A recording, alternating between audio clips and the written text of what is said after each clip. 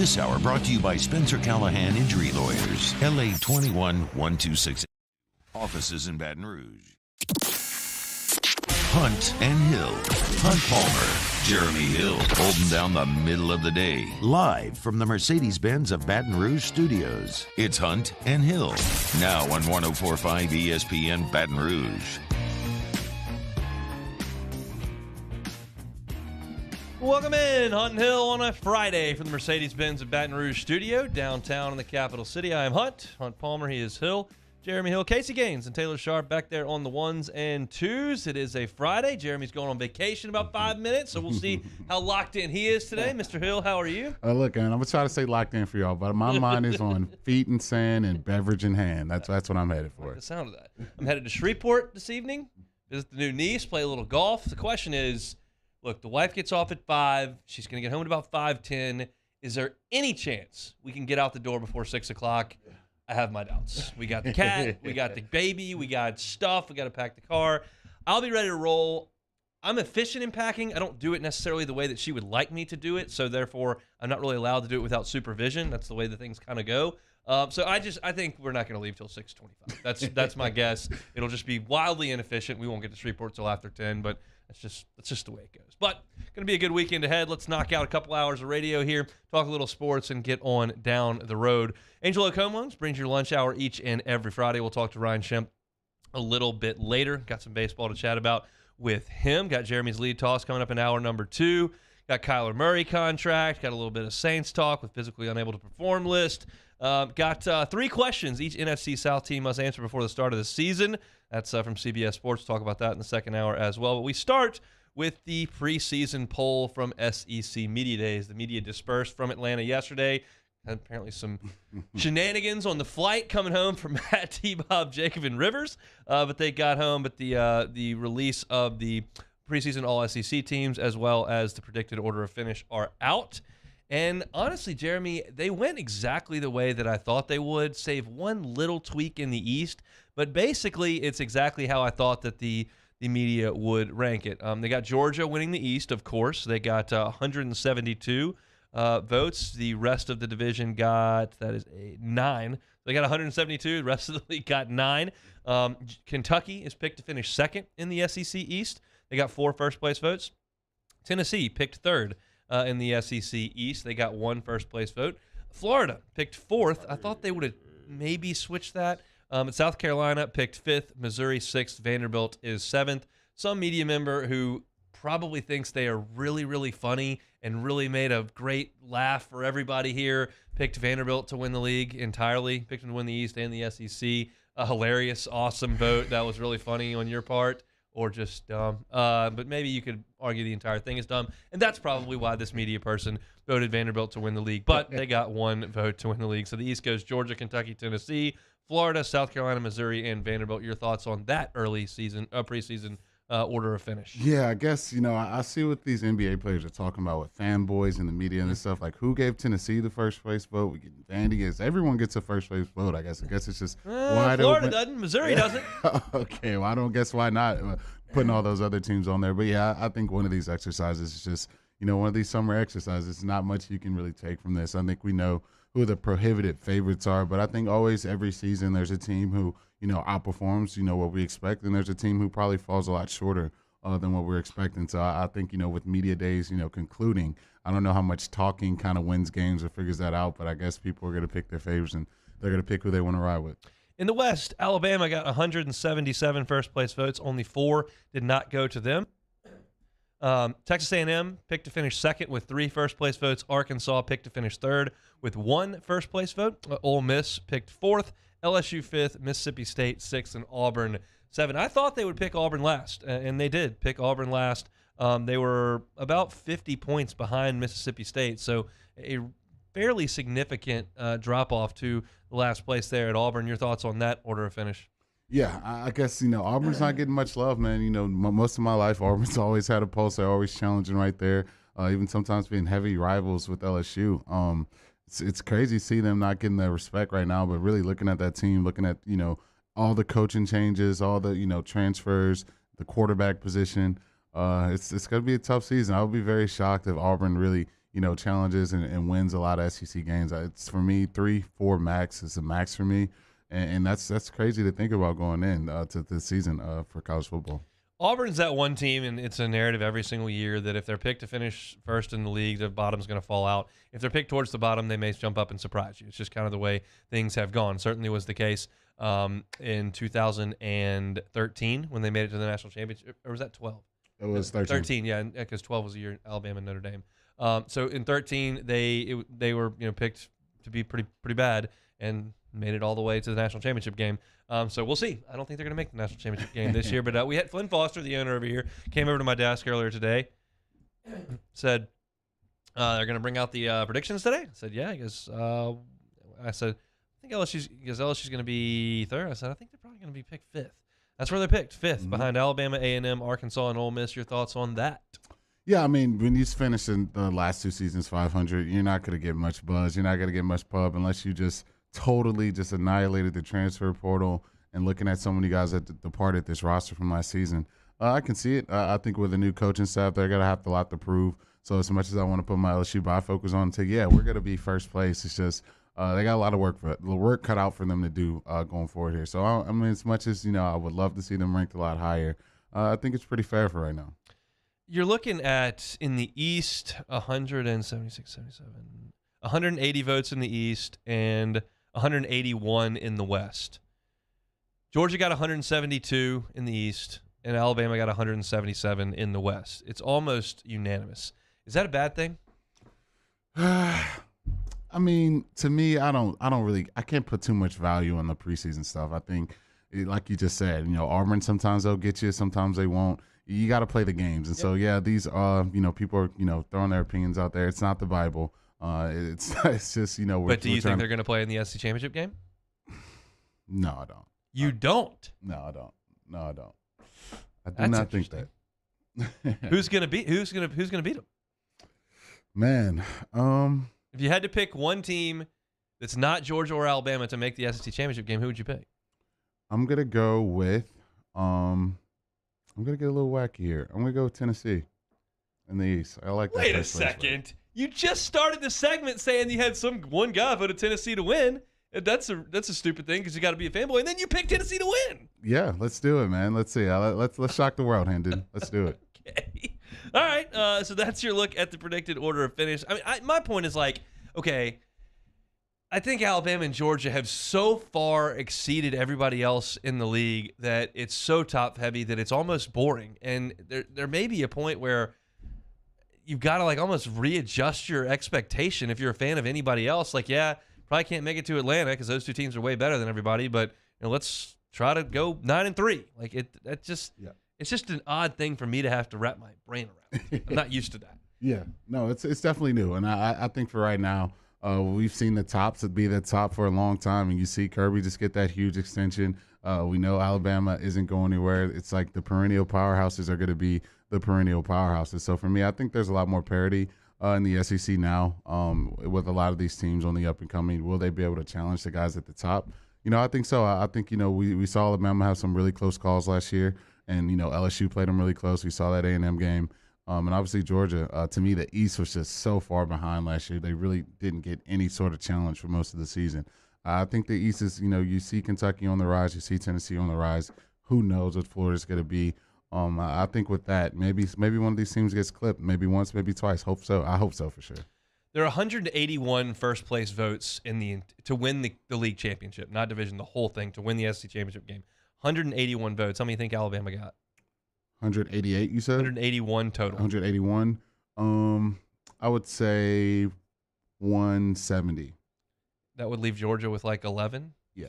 So you think Alabama's that overwhelming a favorite? Yeah. It's not quite that much, but it's a lot. 158 of 181. Georgia got 18 votes. South Carolina got 3.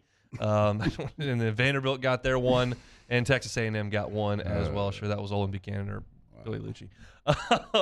Preseason All-SEC team. You got Bryce Young at quarterback, Tank Bigsby, and Jahmyr Gibbs. Jahmyr Gibbs, of course, to transfer in to Alabama from Georgia Tech.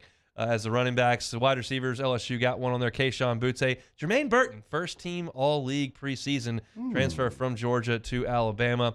Got Brock Bowers from Georgia, of course, as the tight end as well. Hendon Hooker's your second-team quarterback. LSU, of 3 teams on offense, only one all-league player on the offensive side of the ball. That is Kayshon Boutte on the first team. Nobody else made any of the top 3 teams. Defensively, LSU had B.J. Ojulari on the first team at defensive line, Ali Gay on the second team at defensive line, and Mason Smith at third team on the defensive line, kind of lending credence to what we've been talking about. This could be a really good unit up front for LSU, but not much respect for the rest of the guys on that defense, and none for anybody outside of Kayshon on offense. It's slim pickings for LSU when you have 3 teams they're putting out there, and LSU puts a total of 4 guys on it. Yeah, and I think that goes right in line with what I said. A lot of guys with a lot to prove, a program with a lot to prove, a lot of players on that roster with a lot to prove, and to me, really, who would you point to? You got to take someone off some of those first teams, some of those second teams off last year's team, especially with the offensive line. The quarterback's not even on the roster anymore. Your best back's gone. It's really hard to point to someone other than Kayshon that's really kind of put a resume outside that can really be tops of the SEC, which I think is one of the most heralded things to be if you can get all SEC honors at the end of the year. So, yeah, I'm not too upset with that. I think Kayshon's by far the most deserving of that offensively, but I think I agree with what you said. That's what we've been talking about, even after last season, even in the Texas Bowl, with all the depth you've lost, the defensive line room does not have that issue. It's a lot of guys with a lot of ability, a lot of guys with NFL talent, and we talk about that all the time, and I think that room has some guys that's going to be NFL players in it. One of the things that jumped out at me, and generally speaking, I should say, there's a pretty massive Bama bias in these because it's in Birmingham, and there are just more Alabama media there because it's cheaper to go and easier to go. In Atlanta, you would think it would be a little bit more uniform, but one thing that stood out to me is when I look at these all-SEC teams, I look at Jahmyr Gibbs, first-team running back from Alabama. I look at Jermaine Burton, first-team wide receiver from Alabama. I look at Tyler Steen, third team from Alabama. I look on the first-team defense, Henry Toto from Alabama, Eli Ricks from Alabama. Those are guys on the first team. All those guys play for Alabama, yes. They all also transferred there. So these are the transfer guys that Alabama's getting in are being picked first team, second team, third team, all league type players. That's not exactly backfill, and those are going to be the best players on their team. Yeah, no, and that's the biggest issue I've said with the landscape of college football now. We talked about it yesterday. They're opening up the transfer portal even more. These teams like Georgia and Alabama, they're never going to go without any time there's any sort of, depth issues in any sort of room. They can survey the entire country, pick the cream of the crop, and who wouldn't want to go have a chance to win a national championship. So I think with that being said, it looks like, Alabama, I can't. It's just hard for me to pick against them right now. All right, let's put together a Citizens Bank poll question here. I'll take your help here. I want to do most likely postseason all-SEC player not listed on the preseason from LSU. Jack Besh comes to mind. Jaquelin Roy comes to mind. Who else do you think could be a first, second, Micah or third Baskerville team? Make a bunch of tackles. Micah Baskerville.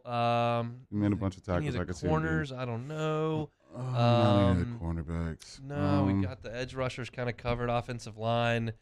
I think are we throwing all freshmen out there?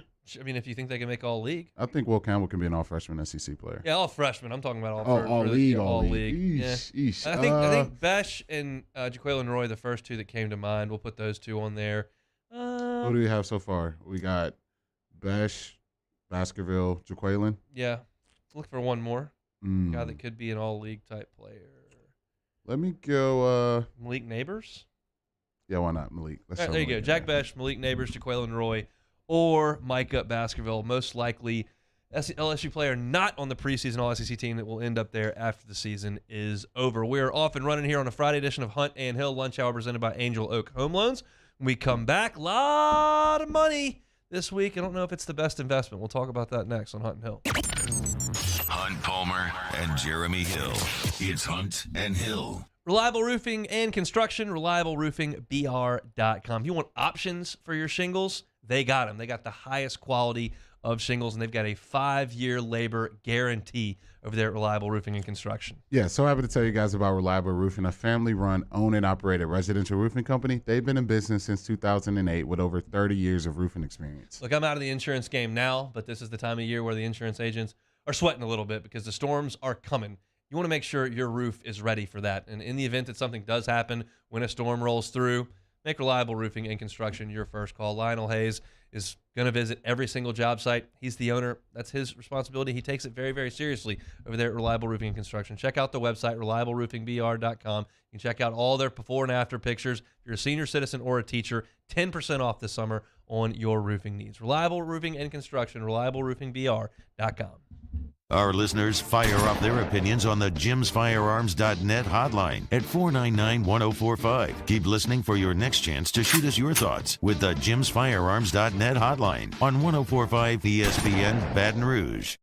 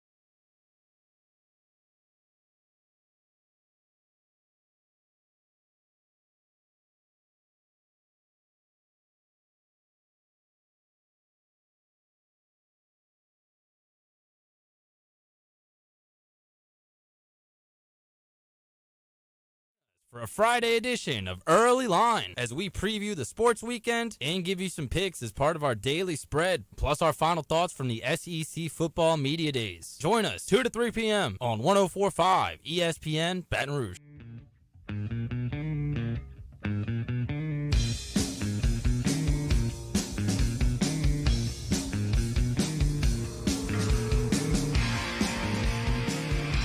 This is Hunt and Hill on 104.5 ESPN Baton Rouge. So every now and then you've got to make a life decision and kind of weigh the options, and you got to pick one. And that happened for Kyler Murray, drafted by the Oakland Athletics. Go cash a check, get a little bonus, and then go play baseball? Or do you go try to pursue football? Well, Kyler Murray this week signed a contract paying him $46 million a year. I mentioned in the intro that the A's were the team that drafted him. Their payroll on opening day was $43 million. That's for the whole Major League roster. Kyler next year will make more than all the A's players combined. I think the decision worked out. Yeah, and look, I had a conversation about this with one of my old teammates, and we were laughing. Like, it's a no-brainer. Like, go be a starting quarterback, the number 1 overall pick, or he was going to be a top 10 pick either way it goes, for an NFL franchise, or go on the minor league tour and go bust the bus. Toledo Mud Hens? No, man. Like Montgomery Biscuits? Like, to me, like, I don't think we've seen anyone. Lansing Lug Nuts. Exactly. Like, who wants to do that? So I think this decision, especially if you're a quarterback, it's a no-brainer. Anytime you're going to get drafted that high, to me, you got to go be the face of the franchise. And I think for Kyler, big decision for him, and it paid out for him. So, and I think we were just talking about it during the break for the Cardinals. You know, their hands are tied. I know they were biting the bullet thinking, you know, maybe we don't pay this guy. Maybe we don't. Maybe you're going to end up in purgatory. It's like we move on from Kyler. Someone's got to pay him a boat ton of money. You're probably going to have to play against him, which you're going to have to swallow that if you can do that. And then 2, where do you go after that? You know, your team's probably going to be really bad. You're going to have to, you know, draft a guy, and that's not proven that you haven't seen play a lick of NFL football. So for the Cardinals, I know they probably weren't, you know, jumping for joy paying a quarterback that type of money, but it's the market. You know, it's better to do it now than later, and, you know, progressing this forward. Herbert's gonna, you know, he's licking his chop. Joe's probably licking his chops right now. Quarterbacks, I see a world where they're going to be making 50 a year, and it's not too far off from now. You can't become the Jets where you don't have a quarterback. You can't play. You can't be what the Broncos have been for a few years. You cannot afford to do it. When you get a guy who is a little above league average, you got to hold on to him, and you got to pay him a bajillion, and that's what they've done. It's 5 years, $230 million, and all I can think about when I see that happen is I go, oh man, the Bengals better hurry up and win because it's coming, and there's nothing you can. I mean, Kyler Murray is the second highest paid quarterback in the NFL in terms of AAV. I mean, that is Joe Burrow is going to blow by that standing still. I mean, and then how do you build a team around it? They better hurry while Joe's on that rookie deal. Yeah, no, they got to hurry up now. And I think, you know, Lamar Jackson, he's probably licking his chops because he's like, not only have I won a playoff game, I have an MVP attached to my name. You're giving Kyler Murray $46 million. What do I probably going to get in the open market? And so you look around, it's crazy to see, but you know why. You watch NFL game on Sundays, you see why that position gets paid so much money, because the teams that don't have that guy, you see them year in and year out. Your Bears, they haven't had a quarterback. We can go on and on. Teams who can't get a quarterback, you're going to struggle, and it's going to take a long time to get yourself out of purgatory. I bring this up all the time because nobody here really considers it, but it's something that I'm inundated with when the Cubs are good and I'm paying attention to some Chicago sports radio. Think about this. I guess Tennessee can relate a little bit based on the numbers that I gave yesterday, but the Bears have been sitting there for 30 years dealing with Brett Favre and Aaron Rodgers twice a year. Yeah. And they got nothing to combat it with. Not one dude. They tried it. Cutler is the best guy they've had. Jay Cutler is the best quarterback they've had. Your hated rival, who you detest, the Packers in Chicago are what Alabama is down here. They absolutely hate the Packers with every fiber of their being. They have had a first ballot, record-breaking Hall of Fame quarterback for 30 years, and the Bears are trotting out Rex Grossman and Jay Cutler and just absolute trash every year.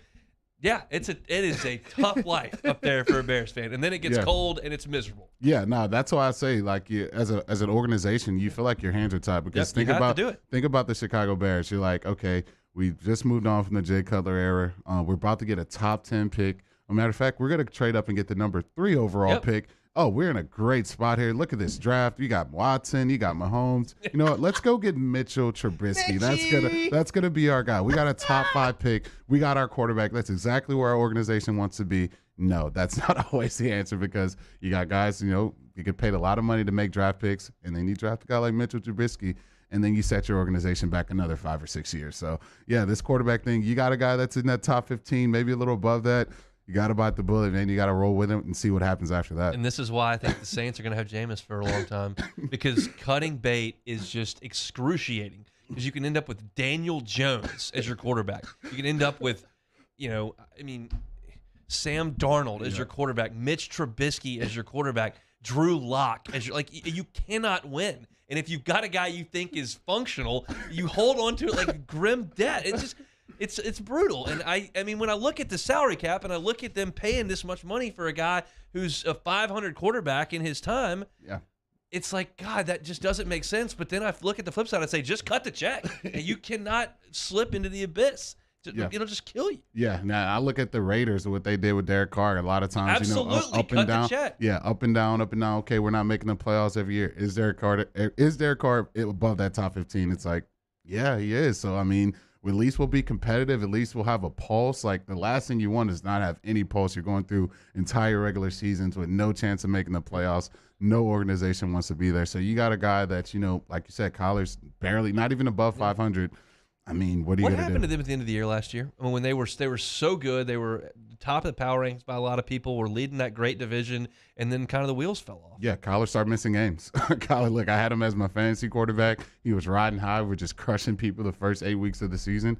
He starts missing games. You put in, I can't even think who their backup quarterback was last year. And then now it's like, okay, now we got Kyler. It's hard enough to win games with Kyler. Now we're going to take him out of the equation. Yeah, they had to pay him. They had no choice. He's making more money than all the A's combined. Spend some money, Oakland. Come on now. It's not all about money ball. You got to have some players. Pay somebody. You can't pay Kyler. It's just, that is a thing of beauty. Appreciate y'all hanging out in the Bayou Ford chat here on a Friday. Throw us a like if you would. We always very much appreciate that. First hour always brought to you by Angel Oak Home Loans. If you're looking to buy, refinance, tough loan, you're self-employed investor, or you just need traditional financing, you can get it at angeloakhomeloans.com. Check it out right there. Ryan Schimpf, happy to help you out. He brings you the lunch hour each and every Friday here on Hunt and Hill, and he joins us next. Hold down the middle of the day. This is Hunt and Hill. In times of need, get a full list of phone numbers, websites, and other important emergency information on the Demco Stormwatch page at 1045ESPN.com.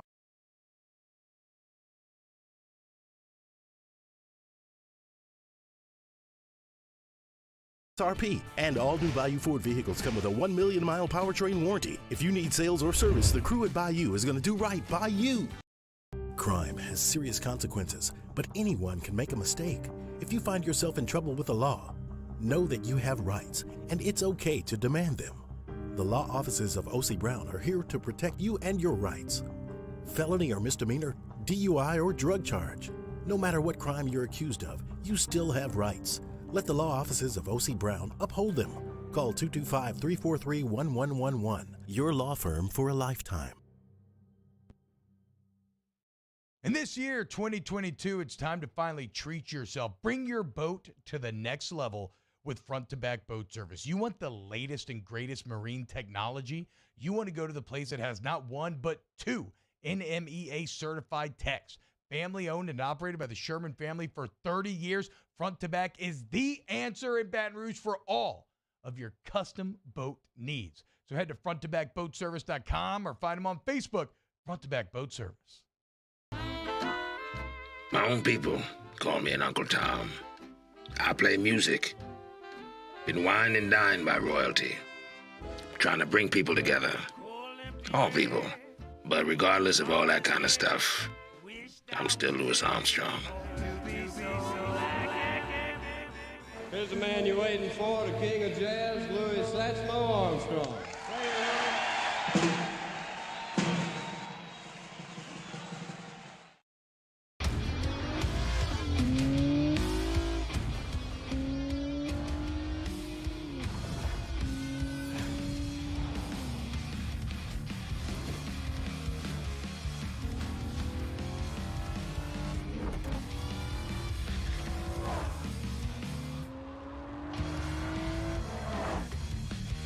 Visit Acura of Baton Rouge for attractive offers on the MDX.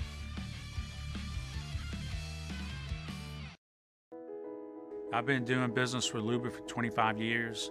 They're dependable, trustworthy. It's just the attention to detail with our clients. Our folks have years and years of experience. They're highly trained professionals. But many companies have that asset. What I'd like to think makes Luba a bit different is that we use those talents in a way that truly is dedicated to serving the needs of the folks who depend on us. Are you a licensed contractor? There's lots of good contractors in Louisiana doing work the right way, but unfortunately, too many unlicensed contractors are working outside the licensing requirements. Working as a contractor in Louisiana requires a license for the company doing the work. The Louisiana State Licensing Board for Contractors wants to help you get licensed to allow you to conduct work legally. It's not difficult to get the license. We can help you. Go to lacontractor.org for more information. Licensed contractors, it's the law. Gulf Coast Office Products is a nationally recognized Savin office equipment dealer based right here in Louisiana. Over 100 employees strong, Gulf Coast has the boots on the ground to support all vertical markets from education, engineering, legal, and finance. With the latest in office technology from desktop to production segment units, Gulf Coast and Savin have the perfect fit for you. Call 225-756-2644. That's 756-2644 for Gulf Coast Office Products.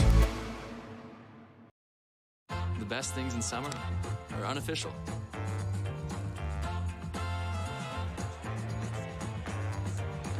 It's Musso. Join us for Friday's AFR, presented by Don Juan Cigar Bar. Matt returns from SEC Football Media Days to put a button on the week, the Riot Radio Hours, and more. Friday's AFR, 3 to 6, 104.5 ESPN, Baton Rouge.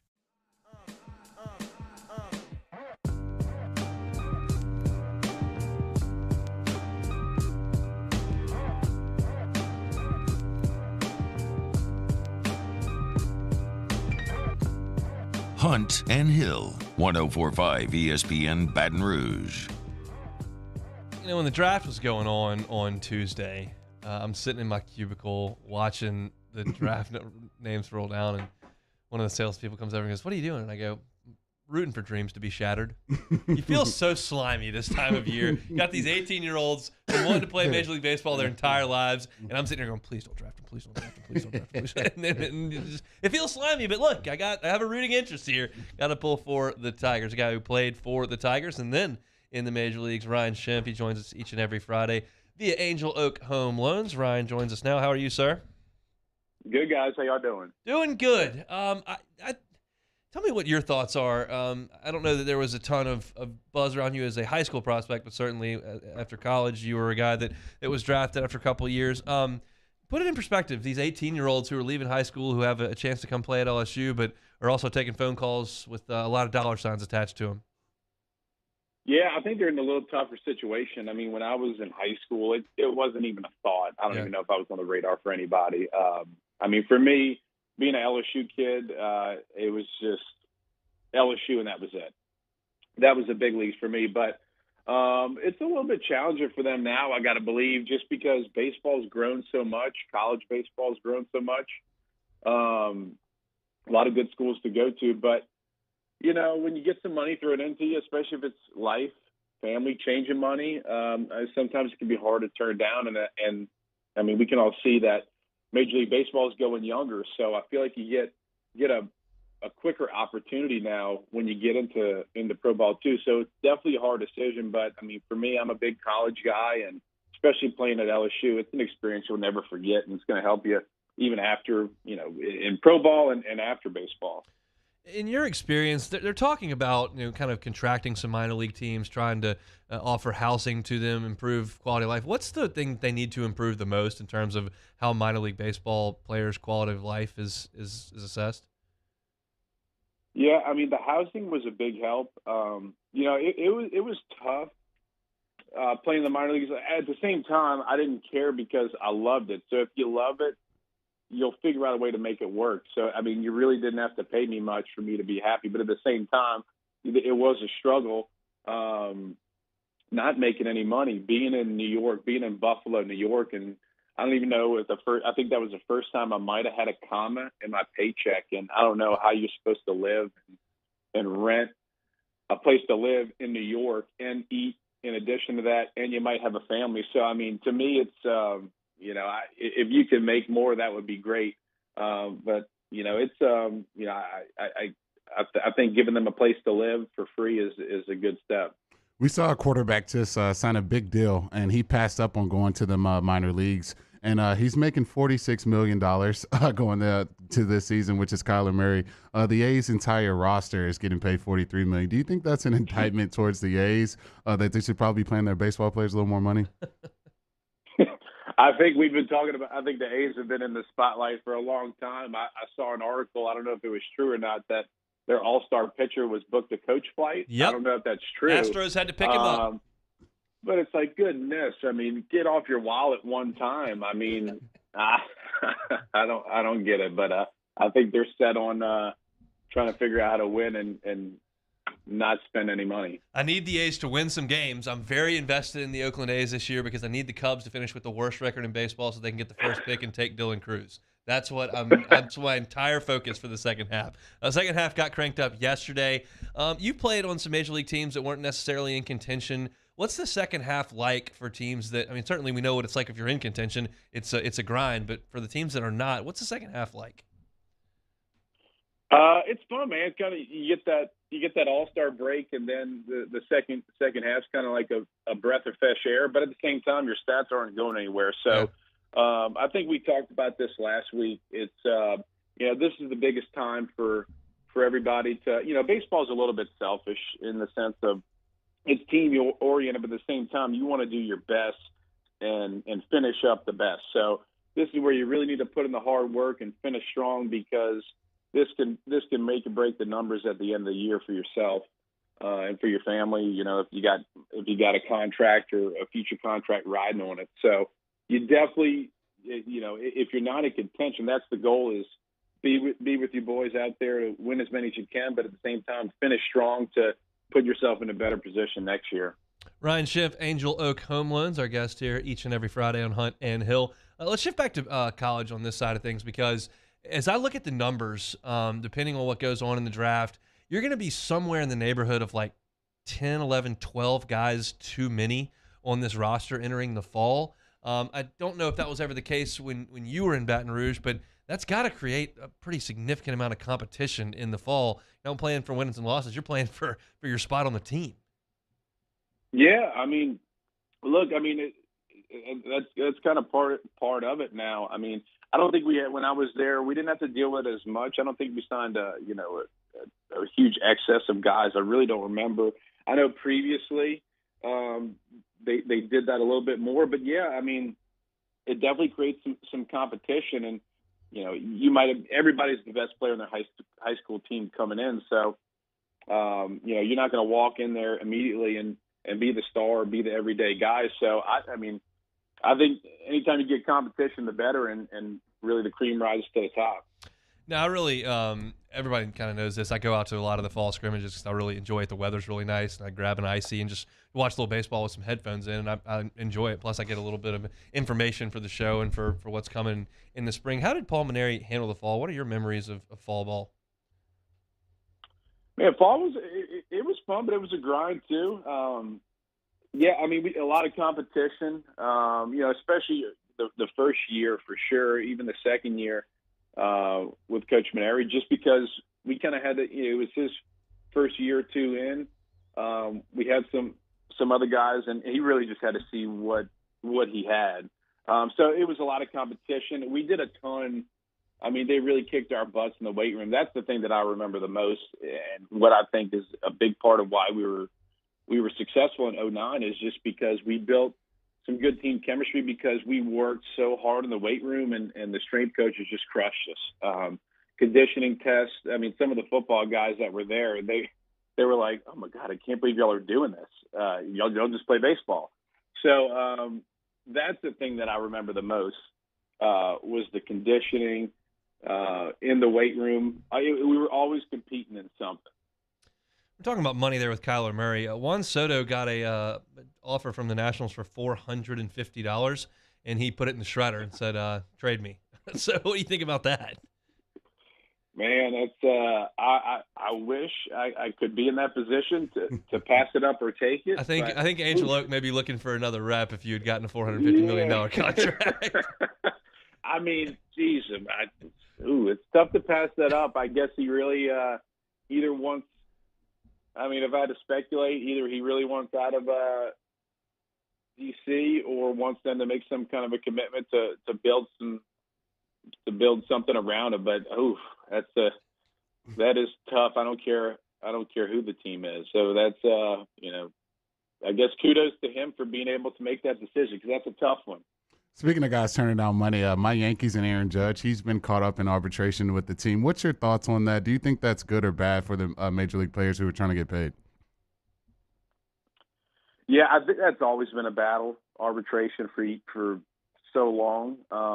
You in baseball, it's unique because you put in so much time to get to that point, and I think that was part of some of the lockout and always some of the tension between the union and the owners, because you wait so long. Like me, for example, it took me, and I took a much longer route. It took me 8 years to get there. And then when you get there, the team can have you under control, at least until you get to arbitration for 3 years, and then you're not a free agent for 6 years. So there comes a point where, hopefully you're in that position to where you really want to get what your worth is, even though you may be older. What about those previous 3, 4, 5 years that you were one of the best? And, maybe they're going to say, you're getting older, you're not as worth it. So, that's kind of part of the battle. But, I think you got to go out and get what you're worth. Tell them about Angel Oak.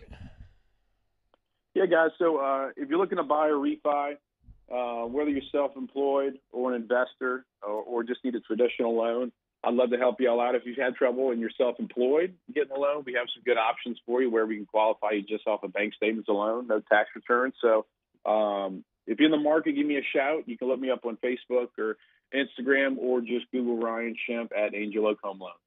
Have a great weekend, Ryan. We'll talk next week. All right, guys. You too. He is Ryan Shemp, Angel Oak Home Loans. A lot of interesting stuff there. I'm fascinated by this fall with LSU baseball because it's just going to be cutthroat. I don't know. There's got to be some movement, I would think, in the next couple of weeks. And then Jay Johnson's going to have to look at this roster and go, okay, what are we going to keep around and what do we not? I mean, you feel bad, like especially if there's some younger guys who may help along the way, but they're not going to help next year. It's like it's just I think it's almost a deal where you have to build year to year in all these sports because of the transfer portal. That's part of the thing we were talking about yesterday, where you transfer out. All these guys are leaving. You might as well just go get older players. You don't have to build from the ground up. It's a crazy time. But it's gonna be wild this fall. Yeah, I couldn't imagine. Imagine as a football player, you got 85 every year, but imagine if they added 15 more to that. Yeah. Like, okay, you get 15 more guys to add to this 85. How crazy fall camp would be, because now you're not just, nipped in bud on the roster. You don't just have that spot. So I can't imagine a lot of these kids who really have dreams of playing in Alex box. It may not be as easy as you think when you get to this fall camp. There's going to be a lot of talent in the box of guys competing for a roster spot. See Les now just trying to – big cat drills. Winner stays in the team. Loser leaves town. Let's go. I got all the media guys running in there trying to get the big cat drill. I still remember Jim Kleinpeter just ripping across the practice field trying to get there to videotape the big cat drill. Oh, those were the days. We'll come back and wrap up hour number 1 next. It's Hunt and Hill. 104.5 ESPN Baton Rouge with Hunt and Hill. Been telling you all month long about Young Entrepreneurs Academy, this month's Champion of Louisiana, presented by LWCC. Yeah, so happy to tell you guys about Young Entrepreneurs Academy. They're working to develop high school students in the Baton Rouge area into confident business leaders. They're also utilizing a proven national curriculum and partnerships with local business leaders, educators, and community members. Young Entrepreneurs Academy sees an opportunity to support the state's economic growth by helping young people create more businesses. Somewhere along the line, I saw Young Entrepreneurs of America, or that got burned into my brain. Young Entrepreneurs Academy. I keep seeing of America. Young Entrepreneurs Academy. They've launched more than 60 startups with the young people of our state through Young Entrepreneurs Academy. Just an awesome, awesome program for the youth in our state. And LWCC wants to elevate and celebrate these champions of Louisiana. If you know of a champion of Louisiana, whether it's a nonprofit, a person, a business doing awesome things in our state,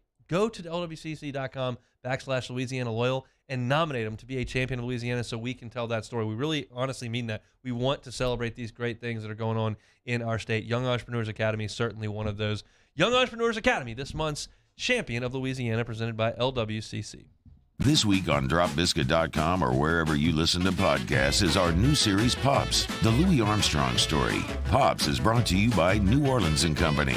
Check out neworleans.com and come visit New Orleans.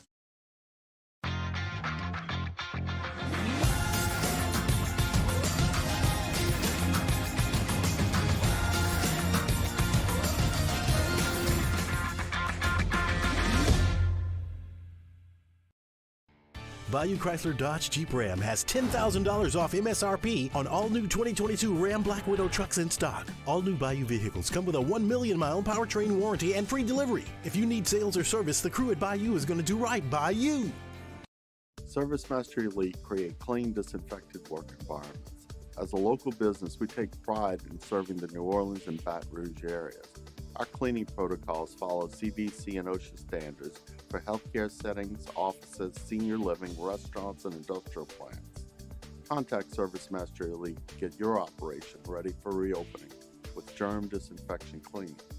Service Master Elite, the trusted choice in professional cleaning since 1996. It's no secret. The best oysters in Baton Rouge are at Jolie Pearl Oyster Bar. Enjoy mouth-watering South Louisiana flavor and oysters from all over the country. And don't forget our nightly drink specials.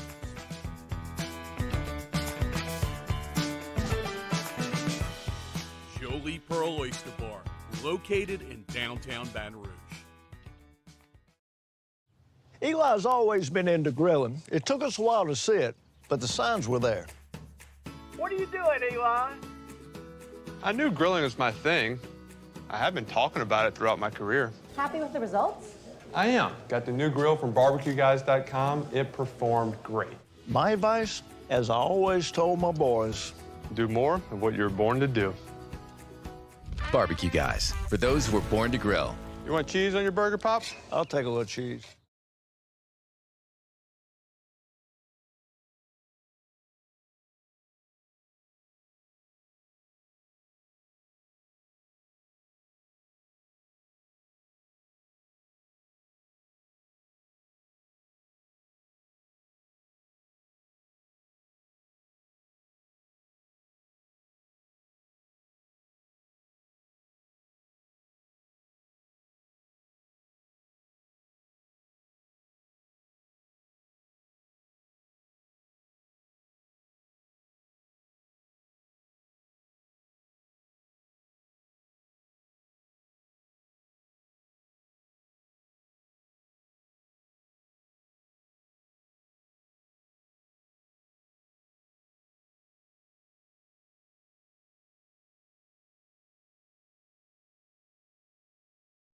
Charles Handegriff, join us for the next edition of Jimmy Odd's Game Time from Spoken Hub on Government Street.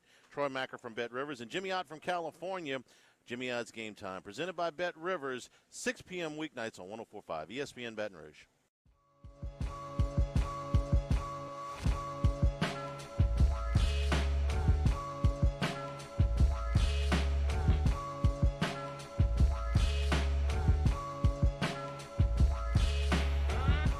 This is Hunt and Hill on 104.5 ESPN Baton Rouge. Closing up the lunch hour here, presented by Angel Oak Home Loans. Found two articles that were published completely separately, but that I think have a lot of correlation. And I'm curious to get your thoughts on this, Jeremy, as somebody who played professional sports and is now on the outside with us looking in. MLB attendance numbers are dipping at a pretty rapid rate. For the last 15 years, they've been dipping about 1% a year. This year, they're down 5.4%. And, you know, that's not unique to Major League Baseball. That's LSU fights it every single day with football. A lot of places are fighting with the luxury and the watching experience at home that's gotten so much better over the last 25 years, as opposed to the price hikes that are going on to get in the stadium. And that's what the second piece to this is. That was that story that I was referencing there was the fact that MLB attendance is down. But the other story that I got was the average price to go to a major league game, the cost of the experience, as it was termed. And they did it for if you got 4 tickets, 4 hot dogs, 2 beers, 2 sodas, Cokes, and parking. And to do that at a Cubs game is going to cost you $313. 4 tickets, 4 hot dogs, 2 beers, 2 sodas, and parking. And prices continue to go up. And if you're looking at this as a potential, recession, whatever you want to call it, that, people are, money's not stretching quite as far these days, that's just a lot to ask. A lot of families can't do that 5 times in a year. If you're in a big city and you want to go see the team, you don't have season tickets, but you'd like to go 5 times throughout the summer, you're talking about $1,500. Like, yeah. I wonder if there's ever a breaking point on this where, the Falcons dipped their concession prices down a significant amount and actually saw an increase in revenue from that because people are more prone to go and more prone to buy more things when it's more affordable. But I'm looking at the cost of a beer here at the Cubs game. It's $11. And yeah. I'm about to go up there and I'll probably buy 5 of them, 3 for me and 2 for the wife. Like, and there's, that's $50 like to drink a few beers. Like, I wonder if there's ever a breaking point where everybody gets together and goes, you know what? Let's cut this down. Nobody's going anymore. Let's make a beer $4. Let's make a hot dog $2.50. Augusta does it and they don't need money, but like it can be done. And yeah. I just wonder is this just going to keep going up? By the time my kid wants to go to a game when he's 25, 30 years old with his son, is he going to have to pay $21 for a beer? Like, is that where we're headed? Yeah, unfortunately, it looks that way. It seems that it's always been that way since I was a kid, and I know inflation's a real thing, but it seemed like everything is always more expensive when you go to a ball game just to watch a sport. But I think you parlay that with a national pandemic that's kind of still technically going on. I think you're going to see these percentages continue to stay low and continue to drop because now with, so much technology in the palm of your hands, you can watch any sports team, especially all the American sports teams, from your home, from your tablet, from your car, from the office, from anywhere other than being at the actual game. And so I think it's going to be a tough problem for all these, teams to figure out. But honestly, I don't think they really care. As long as these TV dollars are going to continue to give them millions and millions of dollars of revenue, what incentive do they really have to make it a more fan-friendly environment? And I'm reading this other story on USA Today, and it's talking about the Falcons lowering their prices. It's $2 for a bottle of water. It's so $7 for a hot dog instead of it's a Super Bowl. A hot dog's $15. I didn't go to the Super Bowl, but the Super Bowl between the Patriots and Eagles was $30 for a soft drink if you get the souvenir cup. $30 for a soft drink. Like, that's insane. And the Ravens followed suit with the Falcons and dipped their prices. They dropped everything about 30%. Look, these owners have so much money. And I realize that you don't get a ton of money by helping everybody else out. You get a ton of money by capitalizing on supply and demand and charging what you can. But I just wonder if there isn't going to be a movement the other way at some point. And maybe it's wishful thinking, but it's just not sustainable. Average Joe sports fan is just not going to be able to do this very often. Yeah, no, it's tough. It's tough. And I think people want change. I think $3 slice of pizza at the Falcons game. That's what I'm talking about. Yeah, that's a lot more doable. That's a lot more feasible, especially for a family environment. One person eats. It's not going to happen that way. Everyone's going to want something to eat at the game. But I think as this thing goes on, I think fans sometimes don't realize how much power you have because if you just stop buying all the expensive beer, all the expensive concessions, they won't have a choice but to lower those prices. So I think as long as people that do decide to go to the games are spending that much money on the product, what incentive do they really have to lower it? You've got to do something to get people to go. Look at Tiger Stadium. Unless they are 8-0 playing Alabama at night, that thing is not full. And that's a continuing problem without sports. So it's not just me like sitting here pounding the table going, hey, they really need to cut this out because a lot of people can't afford this kind of stuff. It's like, hey, there's a problem because people aren't going. They got 60-inch flat screen TVs. They got a fridge full of beer. They got the steaks on the grill, burgers on the grill. Like, there's another option here, and it's not going because all the games are on TV now. It ain't 1961 where there was one game on TV, and if you wanted to see the Tigers play, you want to go see the Cubs play, you had to go. We can watch. We can watch on our phones from the boat if we want to. Like so they've got to be something to entice fans to go. And jacking beer prices up to $20 a beer ain't it? Yeah, no, it's not. But This is how it's always been, and I don't think really these organizations or these franchises are going to change it anytime soon. Even with the national pandemic, even with inflation going up, those prices are going to be what they are. And I think you got to commend, like you said, the Falcons and the Ravens for doing that. I think that creates a lot more friendly fan environment for people to want to come back to the game. If you can, feed your family, get a few beverages in your body, and you're not, spending almost upwards north of $500. That's an experience that you want to keep coming back and doing over and over again. And I think that's the type of thing will get the attendance numbers up. And honestly, I think it'll get the revenue up, because if it's hard to say a packed out stadium isn't going to get you a lot more revenue. That's maybe what they have to do to start getting back to that. Most affordable day at the ballpark for the MLB, the Arizona Diamondbacks. They're only charging you $4.99 for a beer, $2.99 for a soft drink. Meanwhile, at Citi Field for the Mets, it'll cost you $12 for some suds. Let's see what they got for a hot dog, $6.75 at Citi Field for the Mets. So, look, cut the prices down. Come on, people. We got to get people going out to the ballpark, going out to games, creating fun environments, not jacking the prices up so nobody can get there. Talking to you, Wrigley, before I get there. 2 weeks. Cut the prices down. I'm feeling that's probably not going to happen.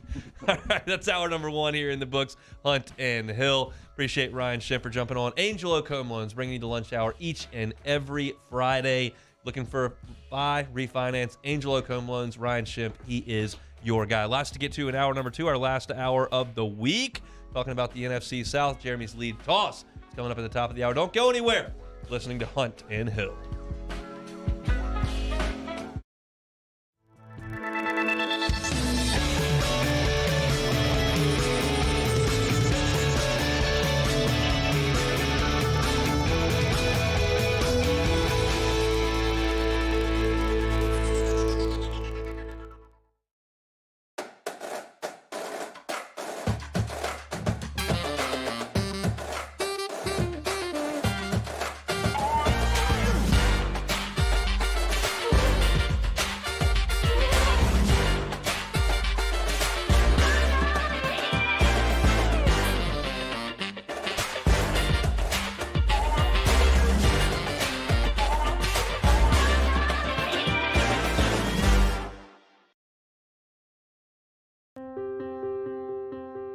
This isn't just another day, it's so much more.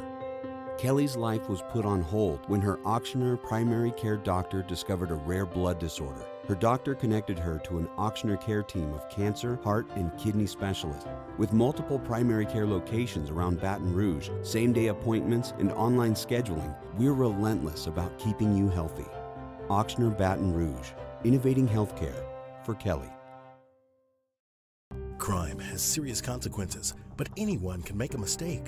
If you find yourself in trouble with the law, know that you have rights, and it's okay to demand them. The law offices of O.C. Brown are here to protect you and your rights. Felony or misdemeanor, DUI or drug charge. No matter what crime you're accused of, you still have rights. Let the law offices of O.C. Brown uphold them. Call 225-343-1111. Your law firm for a lifetime.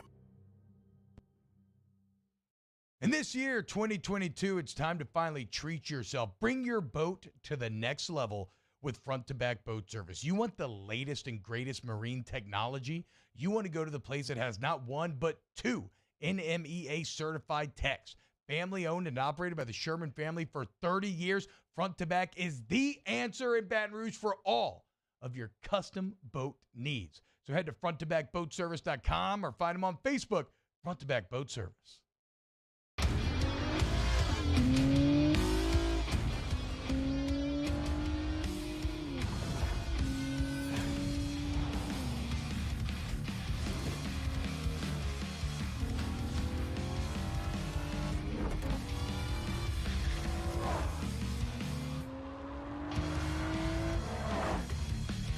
Visit Acura of Baton Rouge for attractive offers on the MDX.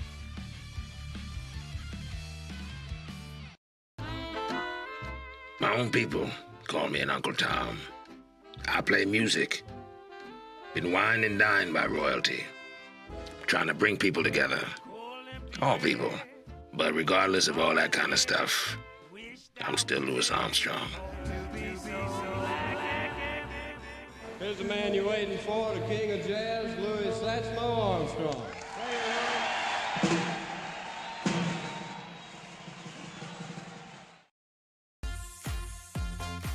Vizzy, the first hard seltzer with antioxidant vitamin C. It just hits different. Vizzy. Step up your seltzer game.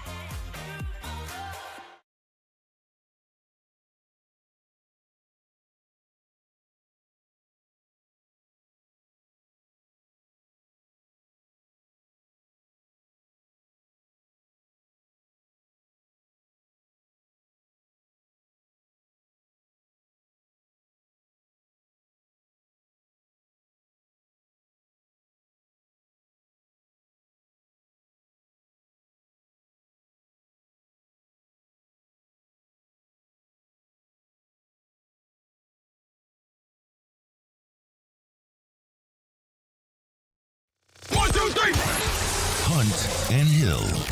Tom Palmer, Jeremy Hill. Holding down the middle of the day. Live from the Mercedes-Benz of Baton Rouge studio. It's Hunt and Hill. Now on 104.5 ESPN Baton Rouge.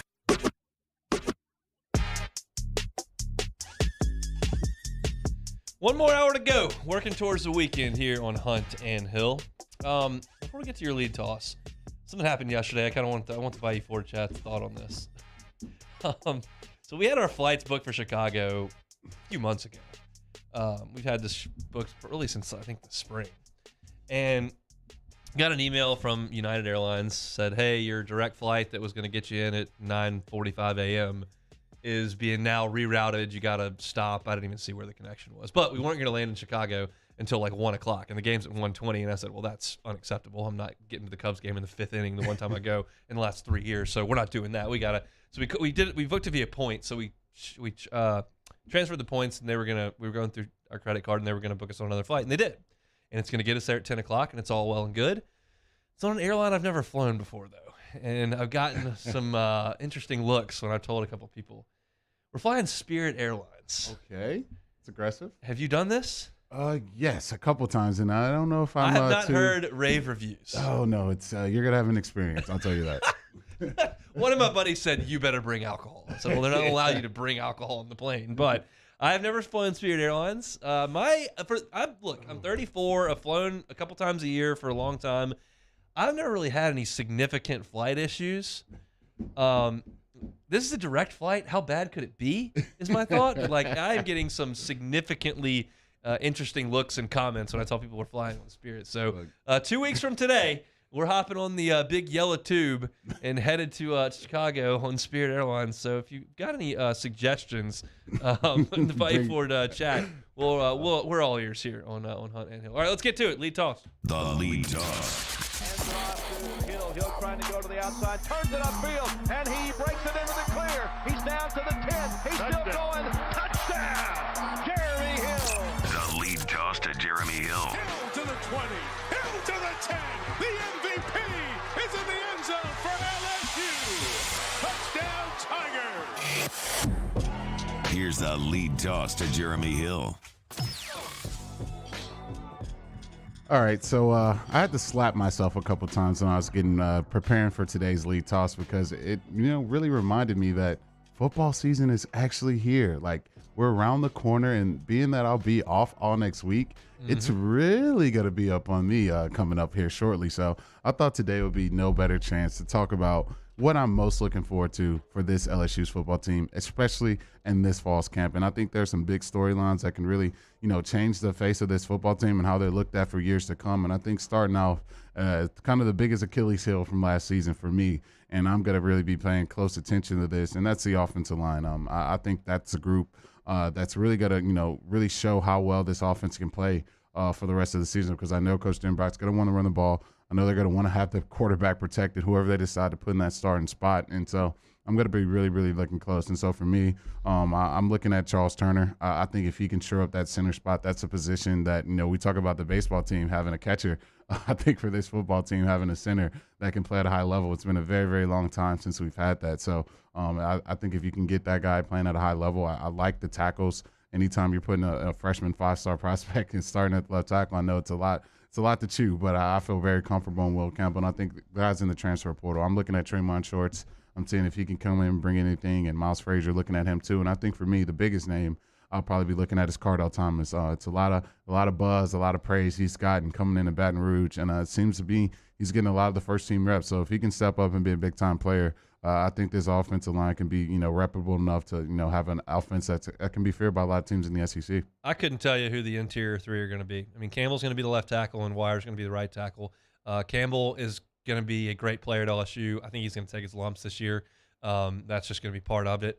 But I think there are a lot of options at both guards in the center. I just don't know what they're going to do. So that'll be one of the things that I probably look at pretty closely in terms of the reps and who's kind of taking the first reps when we go out there for camp in a couple of weeks. Yeah, and I think for me, the second group that I want to talk about is the group that had 2 scholarship players on the roster after the Texas Bowl, and that's defensive backs. And I think that room is going to be really, really led by all the guys that they got in the transfer portal. You're going to be looking at Fouché. You're going to be looking at Brooks. You're going to be looking at Banks. You're going to be looking at Converse. You're going to be looking at all those guys to step up and play huge, because if you take those contributions away from those guys and really can't depend on them, there's really not much more you can point to in that defensive back room. And I know you got some guys returning back.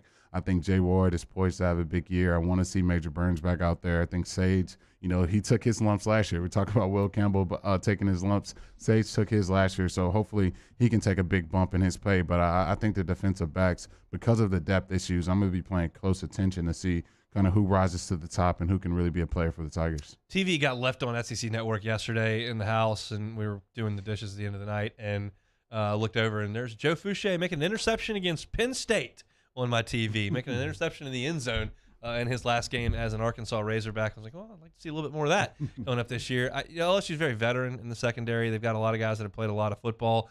They don't have Patrick Peterson. They don't have Tre'Davious White. They don't have Derek Stingley. They don't have Christian Fulton. They don't have that list that goes on and on and on and on.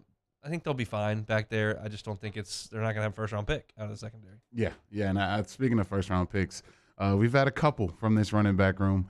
Be first-round picks, and we talked to Coach Frank Wilson. I asked him to compare to some other running back rooms, and quite frankly, it's hard to do that at this point. I don't think any of those guys in that room has done enough at the college level to, regard that type of respect and be heralded that way. So I'm going to be looking at those guys because, watching the spring game, I know it's just the spring game, but I saw some pop from some of those guys, and seeing Armani Goodwin back there, he looks like he's, when he's healthy and he's rolling, he's a guy that can make plays. And I think the biggest name here in Baton Rouge is Emory. I think everyone wants to see, if he can be that 5-star running back at LSU like we've had in the past. And so if this team, I think, can really be that team that we know, and possibly a lot of people saying maybe 9 wins, maybe 10 wins, I think there's going to have to be a running back step up and be that lead guy, because we've seen LSU do it with the group approach, but the most success it has is one guy kind of steps up and becomes that lead dog. I want to see who that guy's going to be. I got 2 texts during that Frank Wilson interview when you asked him to compare this group to some of the ones in the past, and he paused for like a couple seconds, and I got a couple of texts about that. Like, look, Emory, has had flashes. The Bama game a couple of years ago when he ripped one down the left sideline comes to mind. A couple of games as a freshman, Vanderbilt, he got a number of carries, and he's a 5-star guy. There is certainly some talent there. We were at fall camp last year and watched Armani Goodwin bust a couple of long ones. He can make some guys miss. A little bit undersized, but strong and shifty. It's not Fournette. It's not Hill. It's not Geis. It's not some of those great backs of the past. But hopefully, it's functional. Yeah, that's what it has to be, because it seems like that's what they want to do. They want to get the balls in their backs' hands. Denbrock wants to do that. You watch him, run plays up there in Cincinnati. You watch, Coach Kelly and what they're doing with their backs at Notre Dame. I think the backs are going to be a huge part of this offense. So hopefully one of these guys can step up. And speaking of guys stepping up, I think, being awarded number 7, there's lots that comes with that. And I think this offense is going to go as Kayshawn goes. You watched this team last year when he was in the lineup. It seemed like you wanted a big play. You wanted a touchdown. You wanted to score some points. You had to get the ball in Kayshawn's hands. And I think for this offense this year, he's going to have to step up to the plate, being a guy that can attract double teams, take some attention off some of the other guys, be that first-round pick that, Biletnikoff, guy, all SEC guy that everyone's, putting them out there to be. If Kayshawn could go have one of those big seasons like we've seen LSU receivers have in the past, I think that's going to definitely bode well in this offense, being the offense that we think it can possibly be. I think this wide receiver core might be it's the second strongest unit on the team to me behind defensive line. I think they're going to be really good. Everybody knows Kayshawn. He's going to get a ton of attention, and rightfully so because he's awesome. But Jack's going to be great, and Malik Neighbors is going to be a stud. He's going to be great before he leaves LSU. We saw too much of it last year in the fall. He got dinged up a little bit and didn't have quite the season that we thought he was going to have when we looked at him in camp. But he's got everything, and I can't wait to watch him. And you're not even talking about guys like Brian Thomas and Chris Hilton. I mean, there's a ton of talent at wide receiver.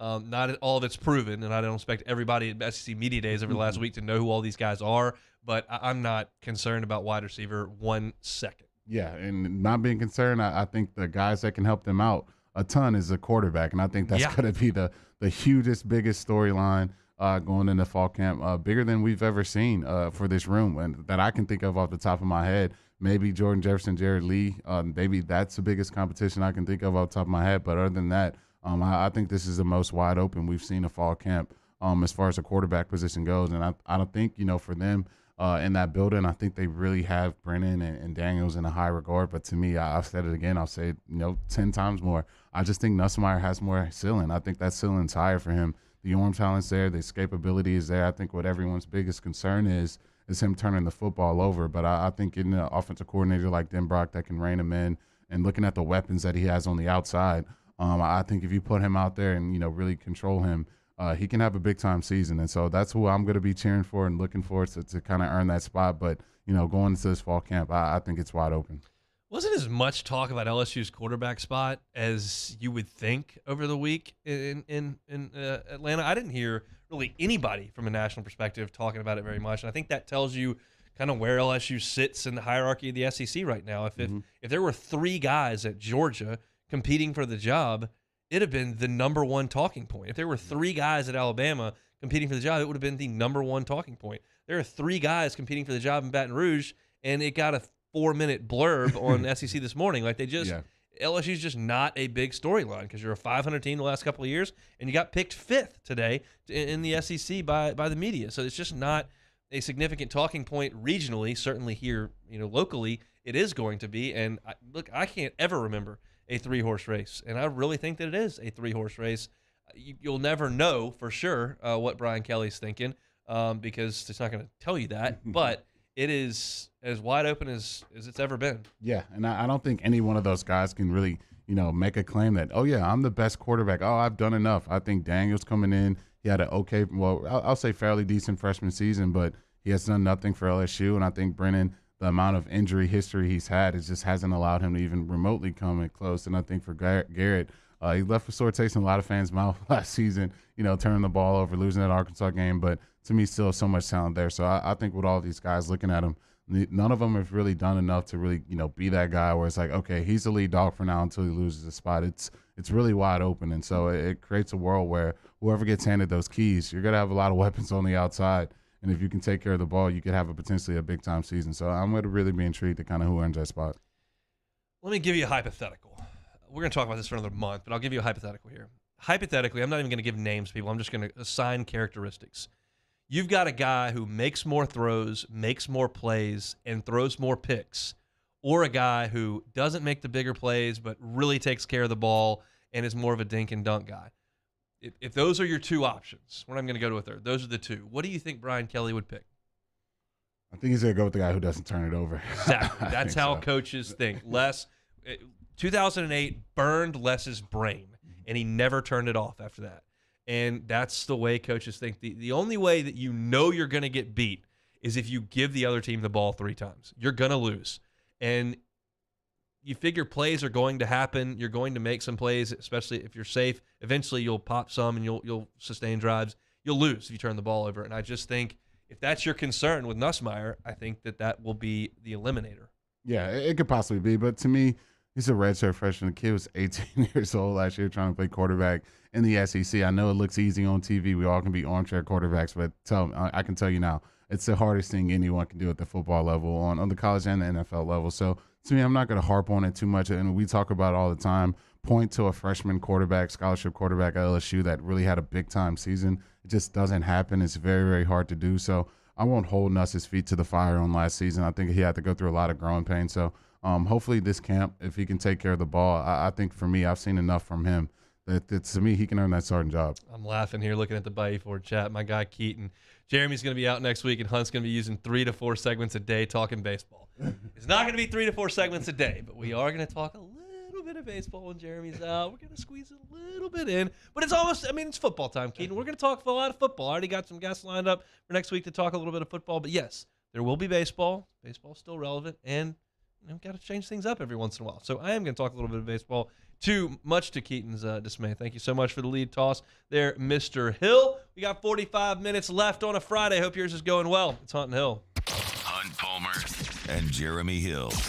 It's Hunt and Hill. Bayou Ford, BayouFord.com. You can shop the entire inventory right there on the website. And if they don't have exactly what you want, whether it's the Bronco, Expedition, Explorer, they can customize a car for you and have it in 60 to 90 days. When that car shows up, they'll have one of their drivers drive it right to your doorstep. Could not be more convenient over there at Bayou Ford. Yeah, and Bayou Ford has an awesome special going on right now. All new 2021 Ford F-150s, even the Black Widow Edition, decked out, blacked out to the T. It's getting $10,000 off MSRP. Also getting a 1 million powertrain warranty on that thing. 1 million mile powertrain warranty over there. Also, they've got that custom complimentary multi-point inspection. If you're looking to get on the road and want to make sure your car is up and running smoothly, get your road trip ready with a brake inspection, battery check, tread check on your tires, and anything they find, 10% off if you go through the multi-point inspection down there at Bayou Ford. Bayou Ford, you can check out the website. It's BayouFord.com. Bayou Ford, they're going to do right by you.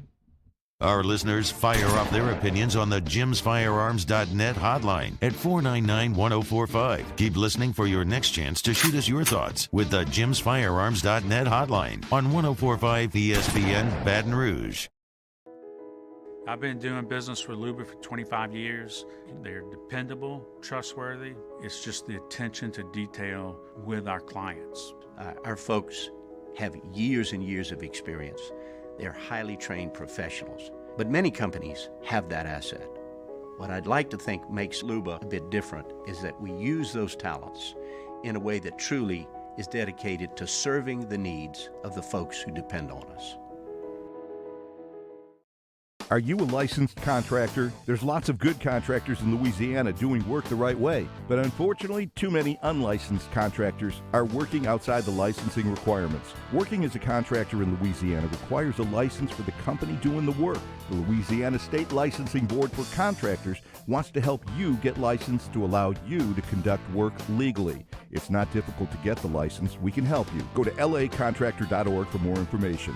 Licensed contractors, it's the law. Gulf Coast Office Products is a nationally recognized Savin office equipment dealer based right here in Louisiana. Over 100 employees strong, Gulf Coast has the boots on the ground to support all vertical markets, from education, engineering, legal, and finance. With the latest in office technology, from desktop to production segment units, Gulf Coast and Savin have the perfect fit for you. Call 225-756-2644. That's 756-2644 for Gulf Coast Office Products.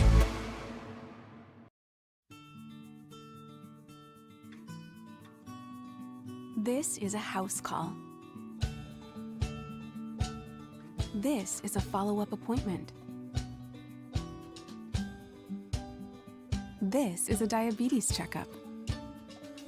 This isn't just more convenient care, it's more advanced care.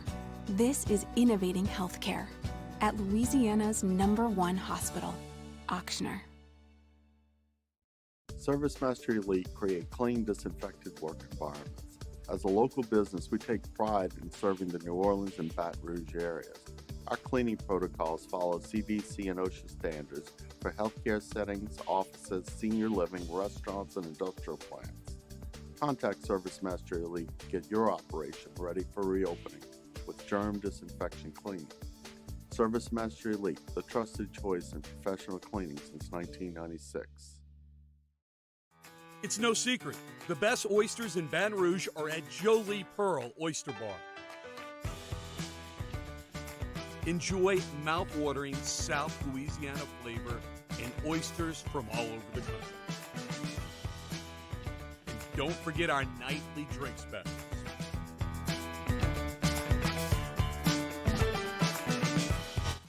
Mondays off the bench, we will recap the weekend and everything the sports world has to offer. Plus, we get ready to kick off Saints camp, and we got a brand new edition of your weekend winners. Off the bench, 7 to 10 a.m., 104.5 ESPN.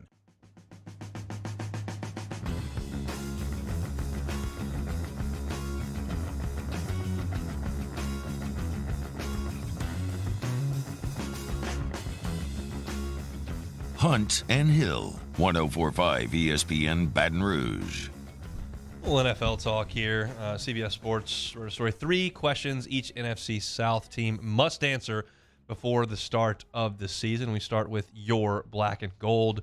One of them is, I think, pretty relevant and realistic. Like, is Michael Thomas still a force to be reckoned with? 29 years old. He's played 5 games over the last 2 years. Is he still an all-pro who demands a ton of attention, or is he a guy who's going to be rusty and maybe on the back end of his career? Yeah, for me, I'm going to say I'm not going to say that for him. I think right now he's in the prime peak of his career. I think this is the top of the mountain for him, and then you start going down in a couple more seasons after this. But looking at him, when he was whole and he was healthy, he was one of the best receivers in football. So to me, to say getting back to full health, he's got to fall off a cliff. It's hard for me to make that assessment right now.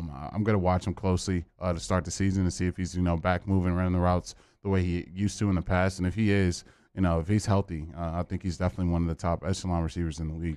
You ever seen, I think it was Bleacher Report that did it, but I can't swear to that.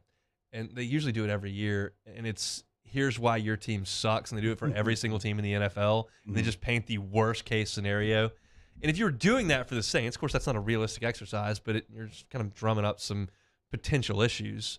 Could I make the case that Michael Thomas hadn't played in 2 years, he's on the backside of his career and not ready to be, or not going to be a number 1 guy anymore, and Jarvis is towards the back end of his career, and he's not a guy that's going to be what he was at the first 5 years of his career? Like, could I make that case? I mean, yeah, you definitely could. I think you definitely could. To me, both guys coming off of injuries, and there's, especially in football at this age for both of those guys, there's so many unknowns that you don't know, especially when you start rolling and start popping pads. But for me, I'll wait till I see the decline. I want to see, if that guy is fully healthy and he can't really get open, he can't make plays, then I'll probably make that assessment. But for both of these guys, including Jarvis and Michael, when they were both last healthy, fully healthy and whole, they were, top echelon Pro Bowl receivers in the league. So I'm going to hold them to that. And then, once they're healthy and they're playing this season, we'll see how they play. The second question is, can Jameis Winston deliver? And they go in, we understand what Jameis is. We know all the statistics. We know all the issues. We know about the injury. We got Jameis covered. My question to you is not, can Jameis Winston deliver? My question to you is, last year when he was on the field, well documented, I use the stat all the time, the Saints threw the ball fewer than anybody in the league. Do you think this year, with everyone healthy, the Saints are in the bottom 5 of the league in passes attempted with Jameis Winston? Yeah, I think so. I think they're going to continue to do what they did last year. I don't think they're going to upset that apple cart at all. I think when Jameis was healthy, it was a lot different football team than when they tried it out. Trevor Siemian and Ian Book and Taysom Hill at quarterback. I mean, sheesh. But I think, with Jameis being out there and coming off that ACL injury, they're going to want to run the ball. They're going to want to keep the ball out of harm's way, and I think that's their best avenue to win football games. So I don't think they're going to let Jameis drop back and pass it 50 times. I don't think they're going to let him throw it 50 times, but I also don't think they're going to be in the bottom 5 for one big, huge reason. Well, a couple of huge reasons. That being, Kamara may be suspended, so you've got old running backs who I wouldn't want to lean on too much. 2, last year you were throwing to Marquez Callaway and Deontay Hardy, and now you're throwing to Michael Thomas, Jarvis Landry, and Chris Olave. I think that totally changes the equation, and I think they will be middle of the pack in terms of passes attempted, where they were dead last year. I'm just curious to see how it looks. I thought last year was grossly conservative, and I think they need to open things up a little bit, and I'm curious as to how that looks with Jameis Winston. The third question for the Saints is, can Dennis Allen get off to a hot start in the post-Peyton era? I'll frame it to you this way to make it a little bit of a different question. How many wins is the difference between Sean Payton and Dennis Allen? Could you quantify that? Is it 1? Is it 2? Is it none? Is it 4? Like, what do you think? Yeah, same roster. Yeah, it's tough to say with that, and I think for Sean, Losing, getting Drew Brees on the back end when he really couldn't throw the ball 30 yards and not having a quarterback last year, that's going to leave a sore taste in people's memories. But Sean's a heck of a coach. So to think, Dennis looking at what he did at his time with the Raiders and not really having that much experience as a head coach past that, I just think I got to give the edge to Sean. I don't know how many wins that is. It's hard to really say. But I would say at least a couple. I think Sean coaching your team for 17 full games, I think he can get 2 more than Dennis. 2 was the number I looked at, and maybe that's wrong. Maybe they just don't miss a beat. But I think Peyton's valuable dude. So we shall see. Let's move around in the NFC South now. Carolina, the first question for them, and I think it's a great question to pose to you, is Baker Mayfield a Week 1 starter? Look, Baker's already etching out people on his calendar. He's marking out weeks on this team and that team, and looking at who his competition is, you got a rookie quarterback who I think is not going to play a down this season. And then you got Sam Darnold, he's not a world beater. He's the reason why you're a top 3 pick and you're on another roster before your rookie deal's up. That's normally not good. So I think for Baker, you know what? I'll make Taylor Sharp happy here. I'll go Baker Week 1 starter. And then the second question that leads right into that is Mayfield the answer for the near future? Yes, where else you got to go? I think that, if you think Corral has potential, I think they're going to be looking at him with a close eye. You've seen some teams get lucky with some later picks. You saw what the Cowboys did with Dak. You see what the Seahawks did with Russell Wilson. There's a very rare occurrence you can find a quarterback 3rd, 4th round. So I think they're going to be looking at him. But I think for right now, I think Baker has to be their future. They traded more draft assets to get him. They got to go down that rabbit hole and see what they get. Can Matt Rule climb off the hot seat? I got an answer for that one. I don't think so, man. Neither. I think looking at that roster, looking at their quarterback situation, and then looking at their division, I know Tom's probably on the way out, and maybe that may be his saving grace. You take Tom Brady out of this conference, and to me, now it's wide open. I think you can pick anyone to win this conference once you take that guy off that football team. So that may be the only thing that I think keeps him around. All right, let's go to the Falcons. And if you're in the division and you really hate the Falcons, a lot of you do, this is a great question to come right off the top rope with. Is the first question: can they be competitive in 2022? I just don't think so. I think that you talk about bad rosters. You talk about the Jaguars. You talk about maybe the Lions. And I think the Falcons are short order right after that. I think Kyle Pitts is like their etching star. They should hang a banner that they drafted that guy, because other than him, it's really not much you can point to on that roster and feel really, really great about. So, yeah, I think the Falcons – they're going to lose a lot of games next year. It was some nice writing here that says they elaborate on these questions below and says this coming season will mark the first time the Falcons have not had Matt Ryan as their franchise quarterback since he took over as a rookie in 2008. The previous season having been one of the most controversial and disappointing in the history of the organization, led by Bobby Petrino headlines only 1 season after Michael Vick's dogfighting revelation. Those are some dark times for the Falcons. Your quarterback goes to prison for fighting dogs, and Bobby Petrino quits in the middle of the season and leaves a note in the locker room says, "Folks, I'm out of here."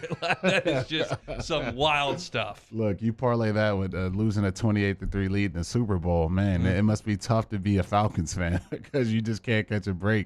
You got the MVP at quarterback, Baker runs the Super Bowl, you lose the lead, and obviously, like you said, we all know the fiasco that happened during that Mike Vick era. So, yeah, man, I know for a lot of Saints fans, they don't mind it. They know as many troubles as the Falcons organization they can get, let them keep on coming. I think those troubles continue this season. Well, we know Calvin Ridley was doing a little wagering, so he'll be taking some time off. The question here is, can Drake London instantly replace Calvin Ridley? My answer is no. Look, I know he's the first receiver off the board. Which was nuts. That draft, those receivers, that got shut up. They normally do that, man. It's weird with the receiver position. I remember Henry Ruggs going first in the draft. And then I think Raiders, though. Yeah, John Ross going first. It's like, get the best football player. I know the 40s and all that stuff. And that's what, to me, Drake London is. He's a combined superstar. He's got to jump out the gym, run fast. I just don't think without a quarterback, even if he was that guy, Mariota, no. This guy was around in your time, so I'm curious here. The Bucs are next on the list here as we roll through the NFC South. Will Todd Bowles rebuild his brand as an NFL coach? Obviously taking over for Bruce Arians over there in Tampa. Your thoughts on that? Yeah, I think so. And I think for me, players. And I think with a lot of head coaches, you talk about the greatest coaches in football history, they normally have a bunch of Hall of Famers playing for them. So I think for Todd, being in the situation where you got that defense who's, they're going to be hungry to play at that Super Bowl level again, and you got one of the best offenses probably going to be in NFL history with Tom Brady and all those weapons. he's in a great position to kind of rebrand himself as a head coach and, kind of how people view him around the league. So, yeah, I got to give it to Todd. He's in a great situation this year. I just made myself laugh. Sometimes your mind starts rolling, and I started thinking about you said players. And for whatever reason, that triggered in my mind, Cam Cameron is thought of as a failure as an NFL head coach. And you go back and look at the one season he was the head coach of the Dolphins and who his quarterbacks were. And I can't be 100% on this, but I'm reasonably sure. I'll look it up in the break. I think it was some combination of Sage Rosenfels and Cleo Lemon. Oh, my goodness. And I think they were 1-15. I mean, it's just a tough go. I mean, when you got, I'm going to look it up in the break. I can't swear to it, but I think those were the two quarterbacks. Look, man, we know how we feel about Bill Belichick. You trot Cam Newton out there. You trot, who they just traded the Auburn kid. I can't even think of his name. Stiddy. Yeah, Stidham. Yeah, Stiddy. You trot Stiddy out there. Probably not going to be making the playoffs. So yeah, man, it is, man. You got to have good players to win. I don't care how great of a coach you are. How on earth did Auburn blow that 2017 game in Tiger Stadium with Jarrett Stidham? They were just, that team that LSU had was not very good, and they jumped out to a 3-score lead and just gagged it like crazy. They had Stidham throwing it all over the yard. LSU couldn't stop the run. Gus was just slinging it all over the place, and they came on back with Danny Etling and won that game. So I don't know how that possibly happened, but it certainly did. All right, that's a look through the NFC South. We got a couple segments left to go on a Friday. It's Hunt and Hill. 104.5 ESPN Baton Rouge with Hunt and Hill. This baseball season, turn K's into cash and big hits into big wins with FanDuel Sportsbook. Right now, new customers can step up to the plate with a no-sweat bet up to $1,000. Just sign up with promo code 1045 ESPN, place your first bet, and FanDuel will give you up to $1,000 back and free bets if you don't win. $1,000 in free bets. Pretty good deal there on the FanDuel Sportsbook. Sports are back. Got MLB, got tennis, got golf, got WNBA. You want to play some wagers on that. Great promotions every single day on the FanDuel Sportsbook. It is safe and secure. Best part, you get paid fast. So sign up using that promo code 1045 ESPN. Place your first bet. FanDuel will give you up to $1,000 in free bets, even if you don't win. You must be 21 and present in Louisiana. First online real money wager only. Refund issues and non-withdrawable site credit expires in 14 days. Restrictions apply. See terms at sportsbook.fanduel.com. You're somebody who has a gambling problem and wants help. Call 1-877-770-STOP. In times of need, get a full list of phone numbers, websites, and other important emergency information on the Demco Stormwatch page at 1045ESPN.com. Bayou Ford has $10,000 off new Ford F-150s. We have new 2021 F-150s on our lot now with $10,000 off MSRP. And all new Bayou Ford vehicles come with a 1 million mile powertrain warranty. If you need sales or service, the crew at Bayou is going to do right by you. I've been doing business with Luba for 25 years. They're dependable, trustworthy. It's just the attention to detail with our clients. Our folks have years and years of experience. They're highly trained professionals, but many companies have that asset. What I'd like to think makes Luba a bit different is that we use those talents in a way that truly is dedicated to serving the needs of the folks who depend on us. Follow us on Twitter at 1045ESPN to cast your vote in the Citizens Bank and Trust poll of the day. Vote daily inside Off the Bench, Hunt and Hill, The Early Line. And after further review, Citizens Bank and Trust brings you the poll of the day via Twitter at 1045ESPN. Vizzy, the first hard seltzer with antioxidant vitamin C. It just hits different. Vizzy, step up your seltzer game.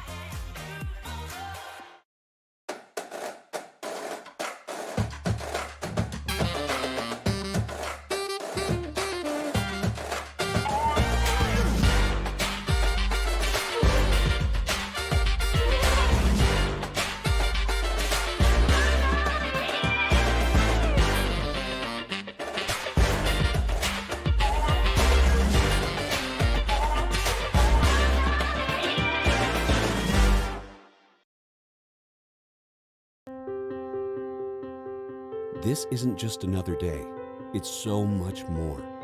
Kelly's life was put on hold when her auctioneer primary care doctor discovered a rare blood disorder. Her doctor connected her to an auctioneer care team of cancer, heart, and kidney specialists. With multiple primary care locations around Baton Rouge, same-day appointments, and online scheduling, we're relentless about keeping you healthy. Auctioneer Baton Rouge. innovating healthcare for Kelly. Crime has serious consequences, but anyone can make a mistake. If you find yourself in trouble with the law, know that you have rights, and it's okay to demand them. The law offices of O.C. Brown are here to protect you and your rights. Felony or misdemeanor, DUI or drug charge. No matter what crime you're accused of, you still have rights. Let the law offices of O.C. Brown uphold them. Call 225-343-1111. Your law firm for a lifetime.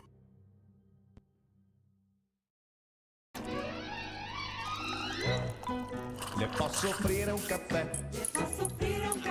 Andiamo insieme da me, non c'è. For a Friday edition of Early Line, as we preview the sports weekend and give you some picks as part of our daily spread, plus our final thoughts from the SEC football media days. Join us 2 to 3 p.m. on 104.5 ESPN Baton Rouge.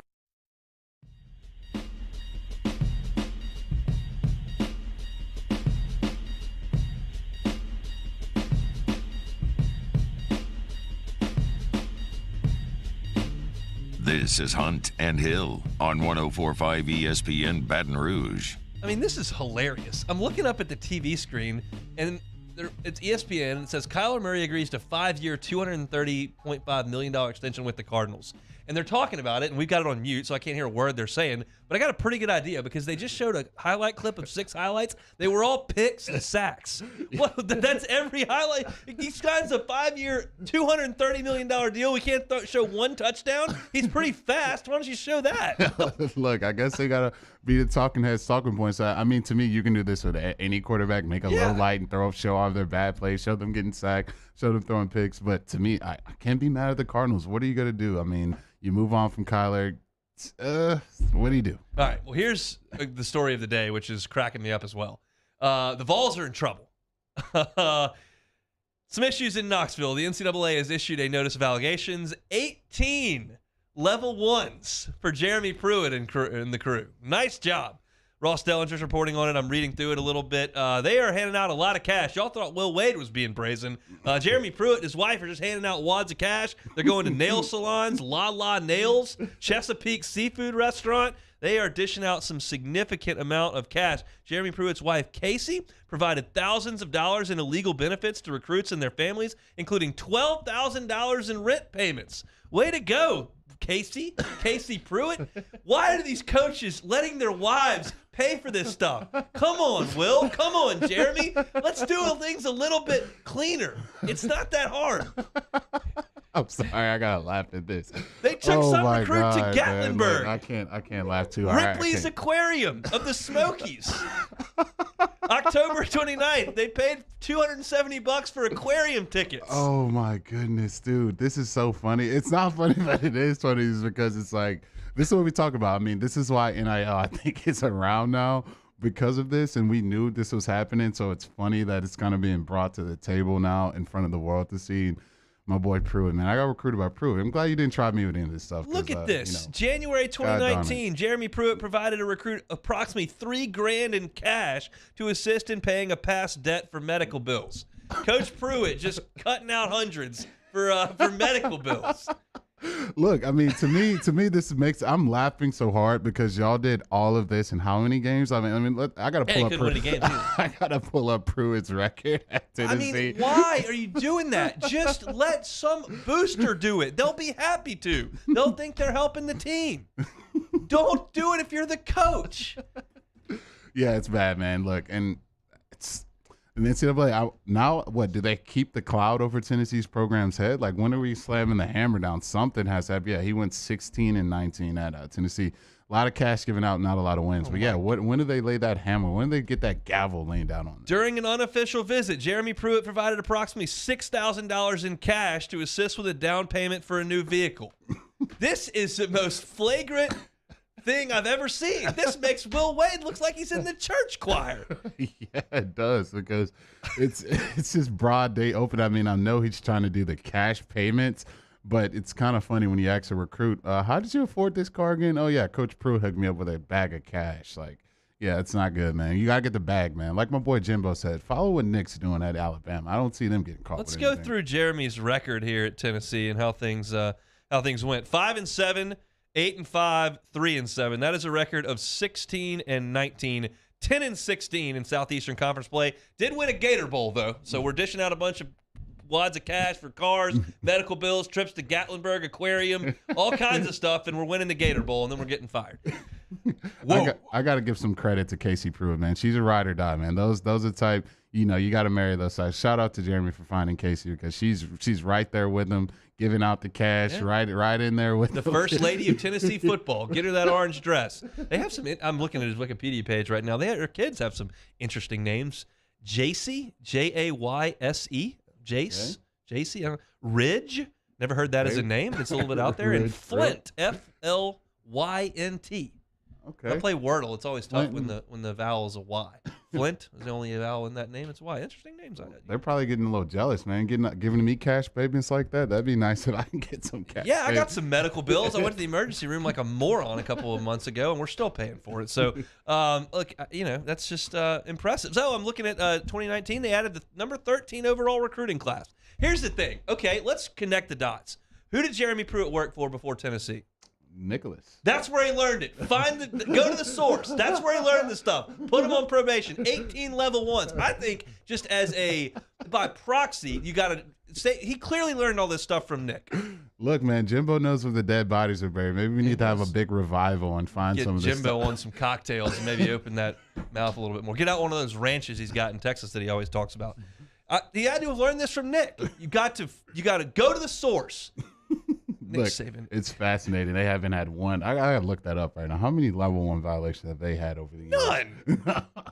If they tried to give him a level 1 violation, he'd fire the investigator. Yeah, it's nuts. This is great. This is great. And for a Tennessee program that's up and rising right now, I literally just picked them up at Georgia. This is not good, man. This strikes me as scholarships, maybe some bowl game suspension. This isn't just a slap on the wrist type of case right here. This is going to get froggy. I'm just reading all this from the notice of allegation. On August 15th, Felton, Gunn, and Niedermeyer, like Animal House, arranged for the mother of a then football student athlete to have an in-person recruiting contact with someone that's blacked out and said by accompanying them to La La Nails and Chesapeake Seafood Restaurant.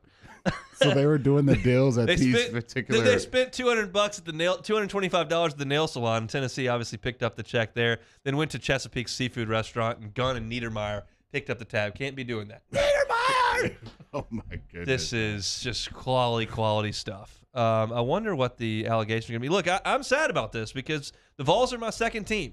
That's my second favorite team. I've talked about this at length because they play Bama every year and they lose every year. We went through that. They've lost 15 in a row. We know this, and I don't think they're going to beat them anytime soon because they're giving out nail payments, medical bills, and cars in cash. It's a 51-page report that the Knoxville News Sentinel was able to get their hands on, and it is humorous. If you're looking for more, go to Ross Dellinger's Twitter. He is cruising through it. We got Gatlinburg. This is just classic stuff that just kind of fell into your lap here on a little Friday news dump there up in Knoxville, up there on Rocky Top. Can't be handing out cash, Coach Pruitt. You're going to get a show cause for a significant amount of time, I would imagine, but count those buyout dollars. That's well worth it. Hopefully, he didn't have a Will Wade thing where they can fire him and not pay him at all. Got to get that money. You're going to be paying for people's trips to La La Nails. We're going to need that bag, so we'll see.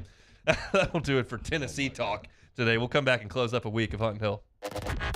This is Hunt and Hill on 104.5 ESPN Baton Rouge. Spend your money at La La Nails. Use it to throw a tailgate. Let Revelry do it. RevelryTeam.com. It is turnkey tailgating. Yeah, so I'm going to tell you guys about Revelry's full service turnkey tailgating and their standard package, which comes with 25 to 30 people in capacity, a 10 by 20 high peak tent, electricity hookups, all-day concierge. They do bellhop service, all-day trash service, and even hook you up with a post-tailgate cleanup. If you're listening to this every day and you say, oh, but I got more than 20 people, they can do multiple tents, and they can feed and fit multiple parties there at Revelry. They got a great spot just behind Patrick F. Taylor Hall. It's 3 blocks from Tiger Stadium, easily walking distance. You enjoy your day. They do all the work. They got a bellhop there that can transfer stuff from your car to the site. They got a golf cart that's running back and forth. If you've got a special pot you want cooking or you want to unload some ice chests, they got it with the bellhop spot. They've got some parking for you as well. They got it all over there at Revelry. My least favorite thing to deal with was the ice in tailgating. I always have to worry about that ice guy coming around or go get some more.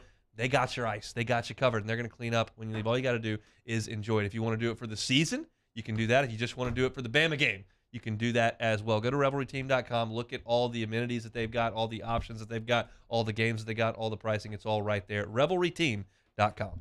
This week on dropbiscuit.com or wherever you listen to podcasts is our new series, Pops, the Louis Armstrong story. Pops is brought to you by New Orleans & Company. Check out neworleans.com and come visit New Orleans. And this year, 2022, it's time to finally treat yourself. Bring your boat to the next level with front-to-back boat service. You want the latest and greatest marine technology? You want to go to the place that has not one, but two NMEA certified techs. Family owned and operated by the Sherman family for 30 years. Front to Back is the answer in Baton Rouge for all of your custom boat needs. So head to fronttobackboatservice.com or find them on Facebook, Front to Back Boat Service.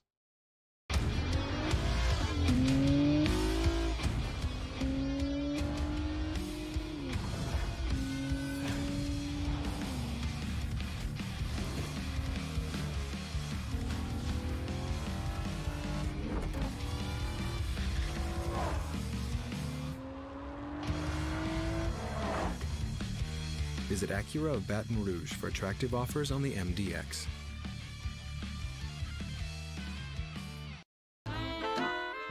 My own people call me an Uncle Tom. I play music. Been wined and dined by royalty. Trying to bring people together. All people. But regardless of all that kind of stuff, I'm still Louis Armstrong. Here's the man you're waiting for, the king of jazz, Louis Armstrong.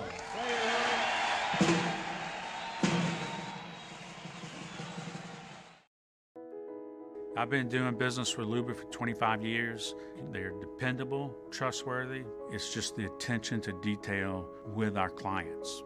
Our folks have years and years of experience.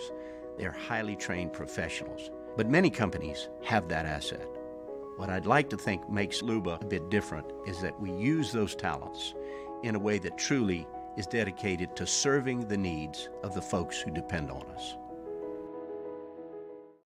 Are you a licensed contractor? There's lots of good contractors in Louisiana doing work the right way, but unfortunately, too many unlicensed contractors are working outside the licensing requirements. Working as a contractor in Louisiana requires a license for the company doing the work. The Louisiana State Licensing Board for Contractors wants to help you get licensed to allow you to conduct work legally. It's not difficult to get the license. We can help you. Go to lacontractor.org for more information. Licensed contractors, it's the law.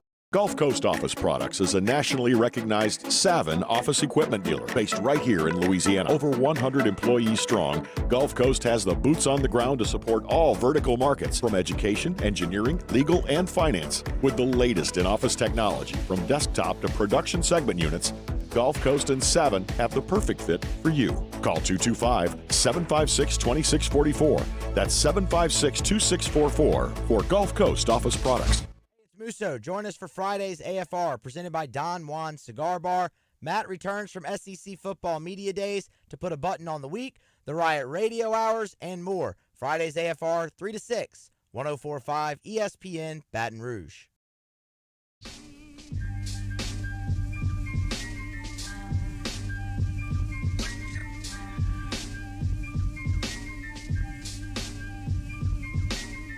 Hunt and Hill, 104.5 ESPN Baton Rouge. Threw out a Citizens Bank poll question of the day in the first segment. Most likely LSU player to end up on postseason All-SEC team. These are guys that were not on the preseason All-SEC team. Coming in a tie for third place, Micah Baskerville and Malik Neighbors, they both got 5% of the vote.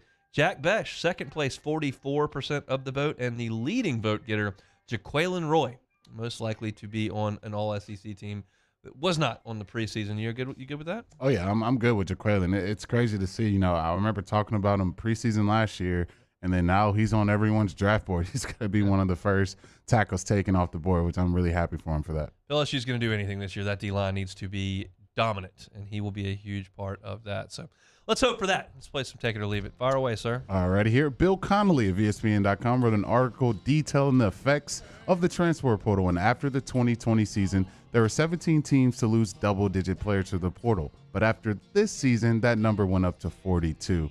Are you taking or leaving? This number will continue to trend upwards. Yeah. Because right now you really can't do it unless it's your first transfer. They're about to make it where you can transfer whenever you want. So yeah, everybody's gonna leave. Everybody's going everywhere. That number's definitely going up. I'm taking that all day long. Bob Kravitz, Bleacher Report, said trade talks between the Pacers and Lakers have stalled in terms of talking about Russell Westbrook because the Lakers won't add a second-round pick to the equation.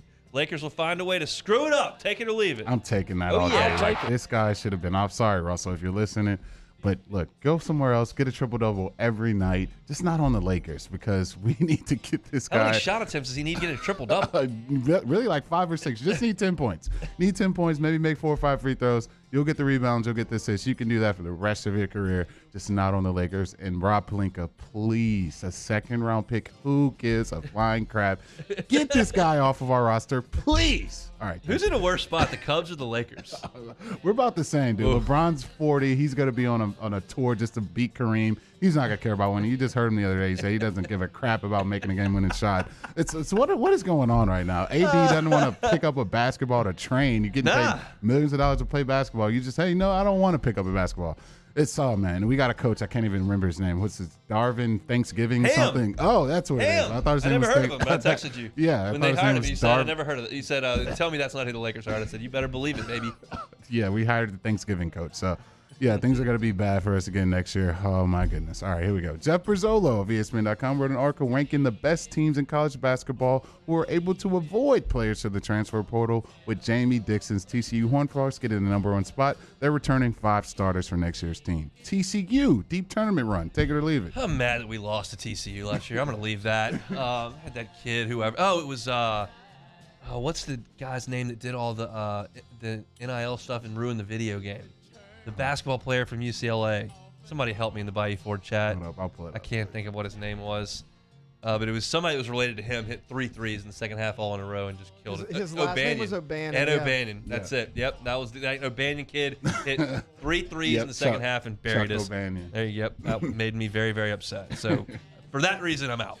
All right, one more. Football Outsiders, ESPN.com wrote all NFL teams' strongest position group. And Tyron, Marcus May into the Saints. That's the safety spot. Safety, best position group for the Saints. Take it or leave it.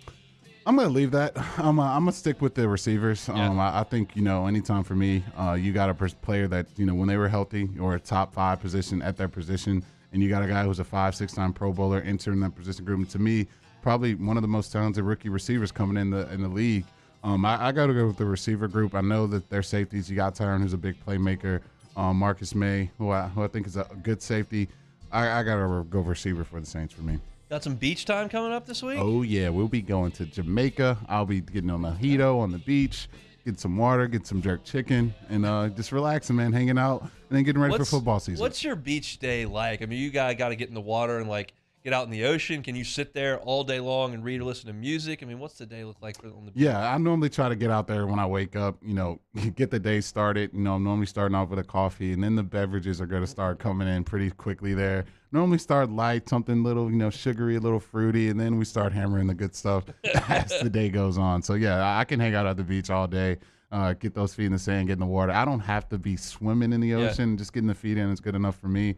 But, yeah, it's been a while, so I can't wait to get to the beach. My mom and sister can literally sit on the beach for 8 hours a day, 5 straight days, 6 straight days, and never move. They can just – it's like one time they were out there so much, we went to dinner that night, and my sister, started feeling bad, and, they brought out this queso dip. It was, bubbling cheese, and she, we had to leave. We literally left dinner on vacation because she felt so bad. And my dad was like, "You cooked your brain. You sit there so long, your brain fried. You can't even look. You can't even sit at dinner." And we go play golf, go in, make a sandwich or something. They just sit and sit and sit and sit. I got to get out in the ocean a little bit, kind of swim around a little. I got to kind of do something. I mean, I'm good to stay at the beach for a while. There are some people hate the beach. They don't like the sand. I'm all in for all that, but I can't just I need to go get in the pool, go to the swim up bar, get out in the ocean. I don't like to just lay there. Yeah, look, I got enough tan for a lifetime, so I don't have to worry about that. Tan is covered,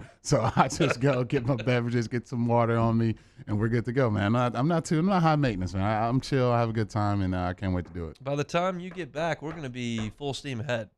I mean, it's going to be. Oh yeah. They report in like 14 days, so we'll be on and rolling. We'll start some Meet the Freshmen, which we'll do again this year, talking about the freshman class. We'll report to camp. It's going to be full steam ahead on football by the time you get out of here. So enjoy that very much. I'm excited to hit the road, as we talked about at the top of the show. Like Alyssa, she gets off at 5. She's going to be home at 5:10. She just texted me saying her and Myers are packed.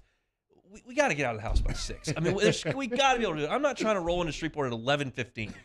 We got to stop midway to feed the baby, do all that. Like, it's not like it used to be where you just get in the car. I've many times got in the car and never stopped all the way to my parents' house in Shreveport. Well, now we got to stop like 3 times because got to change the baby. You got to feed the baby. Let's just got to go to the bathroom. Just the road trips, they're not like they used to be. But I'm excited to get up there, play a little golf, have a little swimming time, meet the new niece. So very much looking forward to that. And we'll be back on Monday. It'll just be me. And we'll be talking a lot. Got some guests lined up. We'll talk a little baseball and a little bit of football as well. We did a little bit of that today. If you missed it, on demand, 1045ESPN.com, the on demand tab, Hunt and Hill. You can also get us on Spotify, Apple Podcast, YouTube, anywhere you can consume our content, all right there. We opened the show with the new SEC predicted order of finish, all your all-conference players. Talked about Kyler Murray's contract extension. Spoke with Ryan Schimpf, Angelo Comelones. They bring you the lunch hour each and every Friday. Also talked a little bit at the end of the hour about MLB dwindling attendance everywhere and how, or maybe to fix that at the end of the hour. Jeremy's lead toss got heavy on LSU football. Talked about the NFC South as well. And that will just about do it here for us. Been a really, really fun week. Enjoy your time away, Jeremy. Matt Moscona is going to drive you home from 3 to 6 on After Further Review. Coming up next, Mario and Musso have your early line. Be safe out there. Stay dry out there. Have a great weekend. Looking forward to it. We'll be back on Monday talking football and baseball. Hunt and Hill.